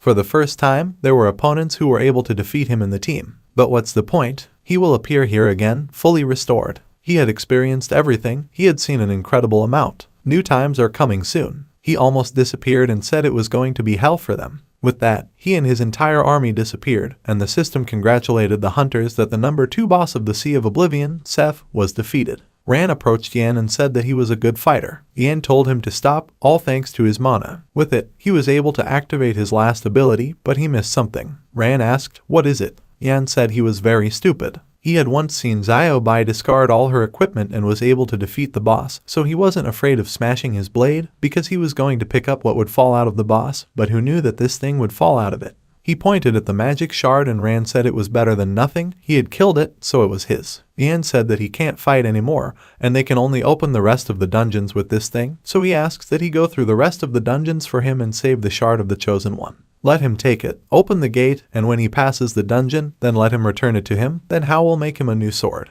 Ran picked up the shard and was very surprised to see that the system reported that it was a shard of the chosen set. Epic. This is a special artifact of the Sea of Oblivion. This is the power of the god set. Fusion is also possible. Ran thought he might be able to connect the shard to the sword. He told Yan that since that was the case, he would take it. He asked if he'd heard Seth's last words. He said that new times were coming soon and hell for them. Does he think such speeches are installed in his dialogues? Yan agreed that these were very strange words, but it didn't matter now. They'll go through this dungeon the old-fashioned way. Suddenly, the system reported that abnormal changes were detected. The underground city will be updated soon. They were surprised and thought that the system had never had any anomalies. Was it all because of his appearance in the dungeon? The system has announced that the countdown is starting. A thundercloud began to gather around the top of the pyramid, and one of the hunters asked Mr. Liu, did he hear that voice? What's happening? He replied that he did not know. There were no such cases in the history of the association. Wang Fen said that there were so many problems, and that's probably why they were sent here. First it's a door, now it's seasonal. Liu Wen told him to shut his mouth. He knows the consequences of such talk. Before the trio left, he was assigned to look after 2 people, Ran and Suki. Their target is them. Wang Fen chuckled in displeasure, and in the meantime, the countdown reached 3. The huge doors began to open, illuminating the monster that was sitting on the throne, and then the countdown ended. The system reported that the countdown is complete, the raid is being updated, let them wait. Ran found himself back in the white space and thought that every time he moved from one dungeon to another, this white space would appear. Why is he here? Lately, he's starting to think more and more that this system is too real. The system reported that the raid was updated. Snow began to fall from the clouds that filled the entire sky. The hunters looked up in surprise and someone said that it was snowing in the desert. Someone asked, so this raid has been updated. What about the bosses they defeated? Will they be counted? The girl exclaimed, where does the snow come from in the tropics? This is counterintuitive. Xiaodong thought in surprise, desert snowfall. Quite a depressing atmosphere. He turned around and asked, what is it? He noticed Ran and asked where he had been. He went up to him and told him that so much had happened, he couldn't tell him in a few words. All in all, he and Yan had dealt with Seth. Xiaodong said that he heard the system's notification. Great job. Xiaobai came up to them and said that he finally showed up. She was so worried about him. Ran said that to be honest, he wasn't even going to come back. Guild leader Wang Tu chimed in and asked who it was. Then Ran himself showed up. It seems that they didn't agree on something, right? Ran replied that he had nothing to talk about with the Huangchu Guild. Xing Jiu spread his hands and asked, does he think no one knows anything? He was extremely lucky to become an awakened one, but because of his awakening, so many people died in that dungeon. He turned to the other hunters and asked, do they think this strange raid update is related to this trash? Luo Wen said Wang Fen's name in displeasure, and he said that even if he didn't think so, he didn't tell him anything about the awakened ones. Xing Jiu grabbed Ran's clothes and said, is he sure he still remembers how he disgraced his guild? Ran said that then he should remember what happened to that girl because of her bad tongue. He pushed the man's hand away and took out his dagger, thinking, does he want to fight him? He promises he won't have time to say a word. Luo Wen reached out to everyone and said that he could give them a guarantee that the raid update had nothing to do with Songran. As an awakened one, he can sense the activation of the trial mode. He tells them this on behalf of the first echelon. Until the situation is under control, both of them should calm down. After that, they moved on, and Xiaodong thought that since they couldn't figure out what the reason was, all they had to do was ask the NPC. He walked up to the village head and asked what was going on here. Where does snowfall come from in the desert? The old man replied that it was all due to a boon. The great god Horus had sent them this miracle. What they see is a bountiful snowfall in a deadly desert. The great time is coming. His hand began to shake and he told the adventurers that they didn't need their help anymore. Xiaodong asked, do they need any help? Then what should they do with the task? Yan told him that it seemed their NPC was buggy. Luo Wen said that as long as they didn't pass the raid, they wouldn't be able to leave this place. He had never been in a situation like this before. The old man began to transform into another being and said that they had come to ruin their great hour. Scales grew on his back and he said that since they didn't want to accept the great boon, then it was better for them to stay here forever. He completed his transformation and turned into a dragon, after which he took to the sky and one of the hunters asked what was going on.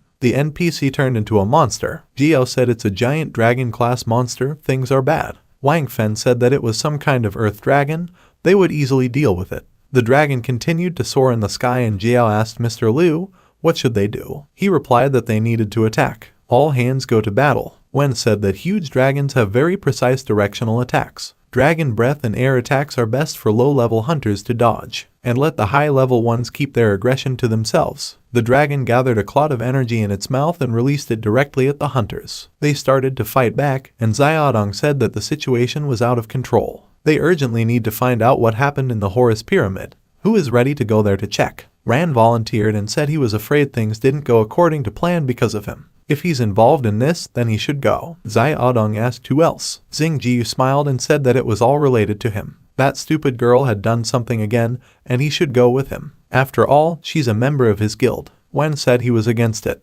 This guy has a problem with his wounds, so he doesn't trust him. Xing Jiu snorted and said that he didn't care. Wen said that he offers to go to the Horus Pyramid to him and Ran. Whatever happens in the pyramid, he is one of the first-tier participants. He will be able to stabilize the situation. Wang Fen will take command here. Wang Fen said they didn't need him here. He told Xiaodong not to be afraid. This thing wasn't even close to being compared to dragons. Let there be at least 100 of them. It's nothing to him. Xiaodong agreed and said that they would do as Mr. Luo said. After that, Ran and Wen went to the pyramid and Wen gave him an interested look, and then he asked, is it true that all the hunters died in the raid because of his awakening? Ran confirmed his words, and Wen said that then the raid mode changes to a test when you first wake up. Because of the sudden increase in the difficulty of the dungeon, such deplorable events occur. This is a frequent occurrence, albeit a terrible one. But he shouldn't be ashamed of it, and the problem with Suki isn't entirely his fault. Ran agreed and said that Deputy Cian had told him about the awakening.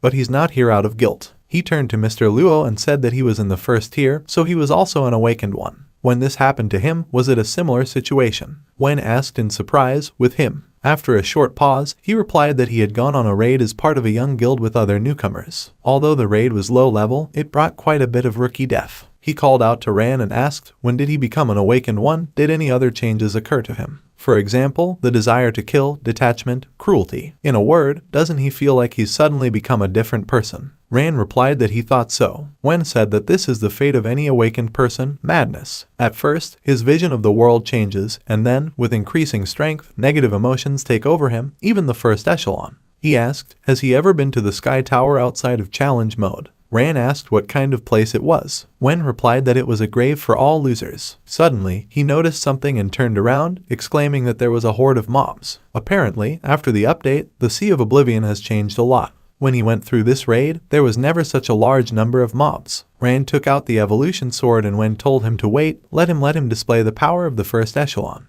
Let it feel the circulation. He began to move his hands and said that everything in the world is like a river, but even a small pebble can disturb the peace of the world. The monsters continued to advance, and Wen spread his legs wide and said that he could destroy hundreds of forms without physical existence with a single blow. His eyes lit up and he extended his hand forward, releasing a powerful stream of power that pierced through the monsters' bodies. Rand looked at it with admiration and thought that it was incredibly powerful. With one blow, he wiped out the horde of monsters. Nightmarish power in the hands of one person. It can replace several guilds at once. This is what the first-tier representatives are capable of. Wen finished his attack and sighed as the monster heads exploded. Rand thought that he had so much to learn. It's just a pity that he has no idea which direction to go in order to rise up to his level. Wen turned around and asked, why was he frozen? It's time for them to do more important things. Rand came back from his thoughts and said that he was coming. He followed it and thought, first echelon, then. He'll catch up with them soon enough. After a while, at the Horus Pyramid,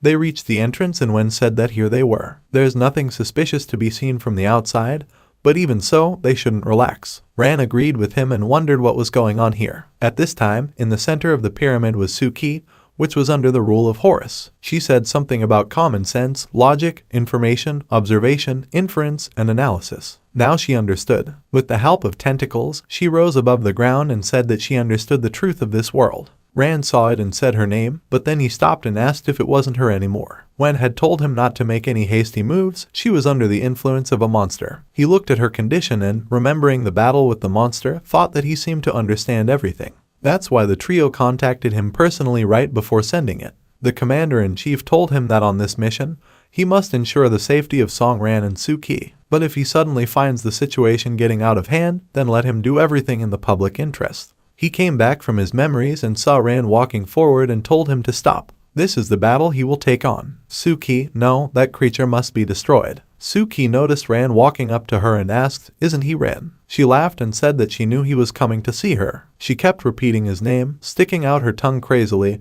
and said that he had finally come. She attacked him and told him that he knew what an eye for an eye meant. In this gloomy pyramid, in an unfading tomb, Rand dodged the blows and Wen said that the situation was getting out of hand. He thought that the creature's speed was too fast, even he couldn't see its movements. He mustn't stall for time, otherwise Rand will die. Suki continued to attack and said that in this sea of hatred, the only thing she was waiting for was revenge. She kept throwing punches that he fought off and she said that he was the only one she was waiting for. As the sharp spike approached, he used the phantom ability, and all of Suki's punches passed through it. He jerked back and jumped away, landing a few meters away from her. He said he knew she was angry and hated him. He is ready to ask for forgiveness because it was all his fault, but he doesn't want her to accept his apology in her current state. Suddenly, a part of Suki's consciousness was awakened, tears appeared in her eyes, and she said Rand's name. Wen noticed that she was slowing down and quickly approached her, saying that this was his chance. He used the form of a mountain river cleaving punch and pushed it straight into the wall. The hoop on her thighs split open and her lower body separated. Rand asked if she was dead. Wen replied that this was not the case.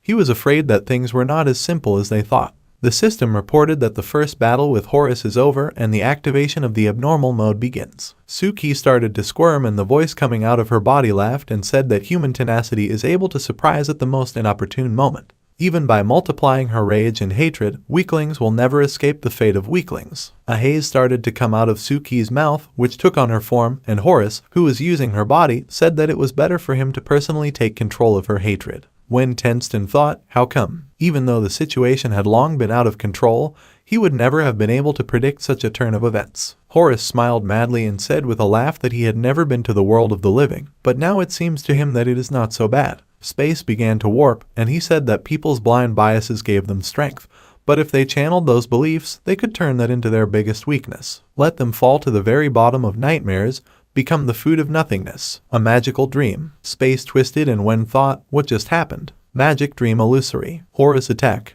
But he doesn't feel that his body is in a dream world. But what about Ran? He quickly turned around to look at Ran, but he only saw his blank stare and Horus said that it was all nonsense. He had already landed in prison and was now wandering in the darkest and most terrible world. Wen quickly turned around and told Horus that he was his enemy. Let him drop his tricks. Horus laughed and said he was so funny. How did he manage to sense the origins of his power? Nothingness, dark and seething, and he should have known right away that he wasn't interested in him. There is nothing interesting about it, But Ran is different, its potential is limitless. Of course, he doesn't mind playing a game with him. Immediately after these words, tentacles began to come out from under the ground. Wen moved away and the tentacles began to gather at one point. Horus used the art of the sphere wild forest, and the system reported that this is a special ability of Horus in the world of the living. The pyramid is the residence of God in the world of the living. With the help of this ability, Horus can summon huge tentacles throughout the pyramid. Horus said that if so, let him explain the rules of the game. They are very simple. The tentacles built a throne out of themselves and Horus sat on it, saying that he would not touch it and would only attack Ran. Interesting, right? Ran's consciousness is in a magical dream, which means that he is unable to protect his body. He can't move, much less dodge attacks. That way, if he attacked him, then he wouldn't be able to protect Ran. And if he doesn't attack it, then he will have to fight off its wild forest. The most interesting thing about this is that Ran has only two options: to die in the world of the living from his tentacles or to die in a magical dream. But the best thing for him is to throw Ran and kill him. Wen ran towards Ran and asked, just like that. That was his insidious plan, but he was thinking too much about himself. He stopped in front of Ran and said that he had given him two options. It will protect Ran right up until the moment he leaves the magic dream. He activated his abilities and Horus said that he would have to fight off his attacks relentlessly. Wen blocked his kick and Horus said it would be an endless game. Wen said that he shouldn't be happy too early, although he is not the strongest in the first tier, but before him, stronger opponents have tried to destroy his team and no one has succeeded yet. He reached for his sword and said that once he unsheathed this sword, his battle sphere would become impenetrable. Horus asked, is there no way he can get rid of his false hopes? They, the people, are really very strange. Wen didn't agree and thought that he had once lost a loved one. Then he just woke up, and the raid immediately switched to test modes. Back then, he thought that he would be able to complete it quickly with renewed vigor, only when he went ahead, he caused too much damage to his comrades. Many newcomers died in that battle. If this is the fate of an awakened one, then what is the point of such a force's existence? He thought about that day more than once, because he was a tank. If he gave all his strength to protect his comrades, then he would be able to save them all. Protection. Ever since then, this blade has existed for the sake of preservation and protection. He used the mountain river technique, destroying mountains. Here it is, his way as a hunter. High-level sphere technique. The peculiarity of it is that being in another high-level sphere technique, it neutralizes all enemy attacks. Mountain smashing is a sphere technique that is activated with the huge sword's ripple, which ripples every 0.5 seconds to repel all incoming enemy attacks. Also, the sphere technique increases the protection of all allies located in the territory of it by 30% of the total protection of the sphere owner. Wen took a step forward, and at the same time, all the tentacles were cut into several pieces. He said that no matter how strong he was, within the limits of his realm, his tentacles wouldn't be able to harm anyone. This is absolute suppression of the first echelon. Horus asked, the strength of the first echelon. He believes that the power of his sphere can destroy him in an instant. Except that he probably doesn't even notice that his so-called defense only limits his combat technique. Wen didn't agree and said that Ran was currently under the protection of his realm. He was not restricted by anything here. At the same time, he used the mountain river wave slashing technique and charged forward. Horus said let him think carefully. Does he really want to kill him? Wen had already launched an attack and thought, really? He deliberately missed and Horus said he could see his brain was still intact. If he killed him, Ran would lose his mind, and even if he returned from the dream world, his soul would be filled with chaos and despair. The tentacles reached out to Wen and Horus asked, well, since he had no way back and had pinned him down from the other side, then let him show him what the first echelon was capable of. Wen continued to fend off his attacks and he said that he had been holding out under his attacks for so long. He laughed and Wen told Ran that he was waiting for him. At this time, Ran opened his eyes and asked, what just happened? Horus said he had some good news, just that his stupid buddy had fallen into the power of his magic dream ability. Ran asked what? Horus said that the so-called magic dream sends the opponent to an illusory world. Wen is currently in a nightmare world. How does it feel to be left alone without a strong ally? Can he do it alone? The tentacles reached out to Ran and he cut it, and then Horus said they could play a game. Since Luo Wen is unable to resist him, he will swat him down and then deal with him. A portal appeared behind Horus, from which the creature from nightmares came out and attacked Wen directly. Ran continued to beat back the punches and Horus said that it was just like that, he could see right through him. He looks so cold-blooded,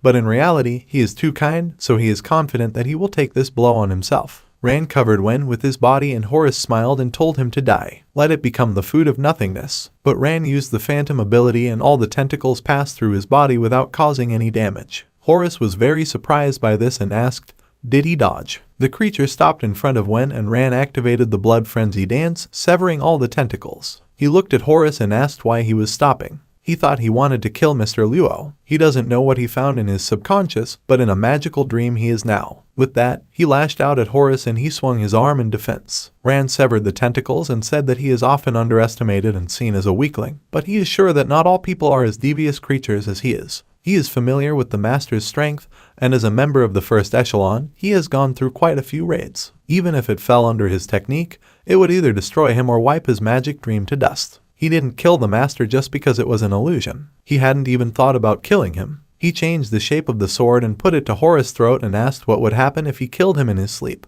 But for now, he still has some questions for him. Suki, what happened to her? Horace laughed and asked Suki. Just like him, she had fallen into a magical dream. Horace raised his hand to his face and replied with a grin that her subconscious mind had completely merged with his and she had become the power of this dungeon. It was Suki who made him so strong. At the same time, Suki's memories flashed through her mind. After all, what was she trying to do? Remembering the past, her life seems like a distant dream. A dream in which she walked from side to side on a snow-covered bridge at night. If life is a dream, then who is it really? Her brother walked towards the monster and activated his technique. Suki's breath caught in her throat when she saw that she was in a dungeon. This was all happening inside the magic dream 2 hours ago. Her brother led the team forward and said that they needed to go on the attack. They will destroy this boss and get a lot of rare artifacts. He attacked and said that his sister was waiting for him at home. Suki heard this and realized that it was her brother's voice. The monster deflected her brother's blow, but it attacked him again and Suki told him to wait, she was coming to him. She ran to the door and opened it to see her brother inside the hall, who killed the monster and said that it was easy. Suddenly he turned around and noticed his sister. He asked what she was doing here. She wanted to say something to him, but he said it didn't matter, the boss was already killed. He hugged her and asked her what she wanted for dinner. Scrambled eggs with tomatoes. Or they could eat at a coffee shop and then he'd buy her something. She started crying and he started stroking her head, after which he wiped her tears and told her that she needed to stop crying. He asked her if she'd asked to go on the raid with them all the time, hadn't she? He pointed his finger at the items and told her to see how much was dropped from the boss. Her task is to collect everything. But suddenly Ran appeared and called out to them. Suki was horrified when she recognized the voice. Ran grinned and cut off her brother's head, saying that he would take these artifacts. Suki looked in horror at Ran, whose face was covered in blood, and her brother's head rolled on the floor. Ran said that it wasn't easy for them to get the artifacts, so why should only his sister get them? The other guy laughed and agreed with him. Another guy said that he was just trash, he still calls himself a gold rank. Ran turned to them and said that they would sell everything and raise a lot of gold on it. Suki glared at Ran with all her hatred and took out a cannon, and after that, she pointed it at him. Ran looked at her and said it wasn't bad. Let her hate him, let her kill him. He licked the blood off his dagger and said that it was he who killed her brother, all responsibility is his, he did it to him. She's already so big, and she's still hiding behind her worthless brother. She can only rely on his strength. She's so funny, and her brother is just a dumb jock. That's right, her brother is just a blockhead. Suki was angry and was about to shoot him, but suddenly her hand trembled and she said that something was wrong. She took a deep breath and said it wasn't Ran. Horace just chuckled in displeasure and Suki said that it was all just Horace's abilities. Ran began to disappear and she said that his dream was very realistic, but there were 3 flaws in it. In the first place, Ran saved her that time, he wasn't a deranged nutcase. Second, she tried to kill Ran, but he used the phantom to let her hit him. Perhaps he felt guilty that everyone in that dungeon had died because of him. Horace said it was a weakness. Suki continued to say, third, Ran is a 2-class hunter. He received this gift the day he destroyed the entire team, when he couldn't use daggers yet. Horace said she was so weak. Suki shouted at Horace, what if he wanted to trick her? Horace interrupted her and said that she had given up hatred, strength, she was weak and helpless. She's just a jerk. Suki calmly said that if he wanted to deceive her, he should have created a more elaborate illusion. Horace appeared behind her and said that he was perfectly capable of creating a complex dream. Only simple and violent shocks are more successful in fueling the blind rage and anger of the target. Suki was surprised to see Horace's appearance and he said that what he didn't expect was that because of this dream, she wouldn't be enraged, but would become even more calm. She's really smart. Idiots lose their composure and control during chaos, while smart people find themselves in the madness of chaos. Suki shot him and told him to shut up. But Horace only tilted his head to avoid her blow, and she gritted her teeth in hatred. Horace laughed and told her not to think that he didn't know what she was thinking. The Wang Tu Guild, her new home, they made her lose her way to becoming strong for revenge. She has become lazy and weak. Does she really think that this guild is her new home? Let her take a look at the new dream, and it will show her the true face of the Wang Tu Guild. Suki disagreed and told her robot to activate the hacker model. She told Horace not to forget that this is a dungeon, which means the system controls the entire area. It is enough to get into the system area, and the creator of the system is the owner of it. The deeper they are in the world of illusions created by him, the closer they are to the system itself. He is an entity that is afraid to show its true face. Suki started to connect to the loophole and enter the program. After that, she was logged in and activated the low-level mode. Suki said he was caught. Horace smiled and said it was fine. She was able to enter the deepest part of the dream, the lower levels of the system, through a half-open door. This is the best way to see his true face. But deep sleep is still the same dream. Here his powers are limitless. What is it called there? That's right, it's like locking yourself in a cocoon. He extended his hand forward and released tentacles in her direction, saying something like that. Suki pressed a button on the keyboard and said that it was no use. The tentacles were gone, and she said that when she was 13 years old, she was able to easily erase the entire system. She managed to erase some parameters. Deep sleep is the weakest point of the system. In other words, they are both omnipotent here. Horace was surprised, and Suki told Bix to activate the fantastic form. Guns appeared in her hands, and she said that the code name of this one is the Spirit of the Key of Borders. Her clothes had changed, and her hair had turned white. She called out to Horace and told him to die. She attacked him, firing a hail of bullets at him, after which her guns fell silent and only dust remained of the Horace. The dust dispersed and a fragment appeared in place of the Horace. Suki asked, "Is Horace dead?" She approached the shard and reached out to it with her hand, saying that it was a divine Horace shard. She took it in hand, but suddenly the energy of the shard began to enter her body and she was horrified. She felt Horace take over her body, and he asked if she really thought she could defeat him. Her anger, her prejudices, her volatile feelings now belong to Horace. It's probably her fate if she wants to ask why. Probably because they have the same reason. Suki thought that the knowledge was continuously flowing into their brains, monsters, humans, hunters, awakened ones, and more, the challenge mode. So this is the true face of their world. But she doesn't want to. Currently, inside Rand's magic dream. Horace asked, "How's it going?" Why did he stop talking? Rand kept his eyes fixed on Horace, and he said that he knew what he was thinking. It's easy to kill him, but the dungeon will regenerate him, but Suki's consciousness will disappear forever. That way, he would kill a human, but is she a human? It's up to him. Tentacles began to wrap around Rand's legs, and Horace said he was weak. Right now, outside of the magic dream, he's protected by his stupid boyfriend, but he can't kill him for the same reason. Not being able to bear the burden of killing a person is the strongest and most false weakness. The tentacles continued to wrap around Rand's body, and Horace said that only his current weakness determines the fate of his friends, Suki and Luo Wen. His time to think is running out. Either he would kill him now and show the power of the awakened one, or he would vanish into nothingness, eventually coming to the same conclusion. Rand lowered his sword and said that he never thought that he didn't have flaws and weaknesses. Horace looked at him questioningly, and Rand told him that he had received an E rank in the first hunter assessment. When he became a hunter, he was forced out of everything. He had already accepted the fact that there was no place for him in this world. But the evolutionary sword, the death of all his allies in the dungeon, it was inevitable. He kept thinking that he wasn't the problem. The problem is in the world itself. The death of people is natural. It is enough for him to become stronger. This is the only consolation for his fallen friends, but he still cannot achieve peace of mind. This is probably his mistake. If he wasn't there, nothing would have happened, so it's his fault, just his. If it wasn't for him, 10 of his friends would still be alive. That's the whole point. He asked Horace, doesn't he like to poke his nose into people's hearts? Then he will tell him how he feels. He feels incredibly guilty for the death of his friends. But along the way, he saw the inside of Si Yan, the power of the first echelon, and made new friends. He was also thinking, how should he use his power? He remembered when he and Wen were walking towards the pyramid, and he asked him to answer the question. Ran asked what question. Wen asked why he became a hunter. Then Rand replied that of course out of desperation, because the world was so cruel. He had to find the meaning of his existence. Tentacles continued to encircle his body, and he said that he is so weak, cowardly. Is he ready to accept such an insight? Horace replied that he would tell him right away.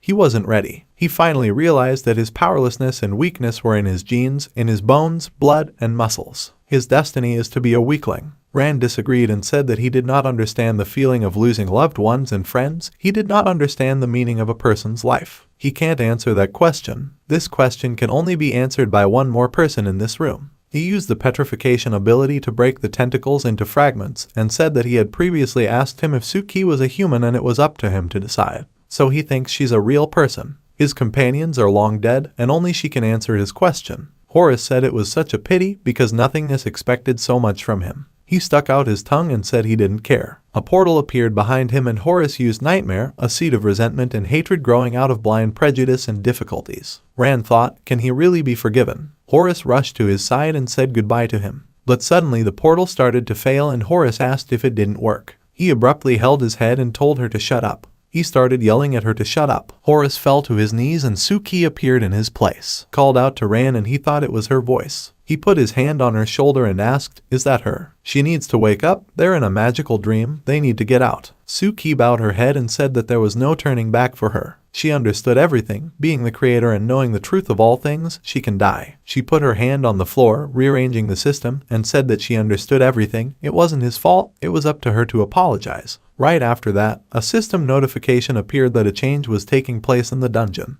The dungeon rules are being rewritten. The system detected an intrusion, stabilization drops, and the low-level architecture is being rebooted. System alert, new rules are being entered. The architecture reset has reached 35%. Suki told Rand that this was the last thing she could do. She has one request, let him kill Horace, her answer he will hear after that. She bowed her head again and told Rand with a sad smile that she didn't blame him. After that, it disappeared and Rand found himself in another space and returned to the image he was in at the very beginning of his awakened path. Horace showed up and said that these are the low levels of the system. Did this crazy woman use her last bit of strength to send him here? But she probably doesn't know that the closer an awakened person is to the system, the weaker their powers are. On the contrary, it becomes even stronger. He only told me to look at myself. He doesn't have the power of an awakened one, and here he is again the same weakling. Rand replied that he was wrong. He unbuttoned his jacket and said that he wasn't the same person he was in the beginning. Horace just hissed in annoyance and used the Wildwood ability, but nothing happened and he asked in surprise, how did she manage to block his abilities? Rand started to approach him and said that he hated him. All his powers are built on lies, playing with other people's emotions and deceit. Horace tried to use his other abilities, but it didn't work out and Rand said that he still can't bring himself to forget about what happened because of him. If this is a weakness for him, then he will remain a weakling. He raised his sword and said that he was no longer confused. Horace said in fright that it wasn't so. Did such a weakling go berserk? He pointed his finger at him and told him to look at himself. He doesn't have the evolution sword, he's holding some kind of battered knife. He was about to say something else, but Rand grabbed him by the hair and, with the urge to shut him up as quickly as possible, plunged his sword into his chest.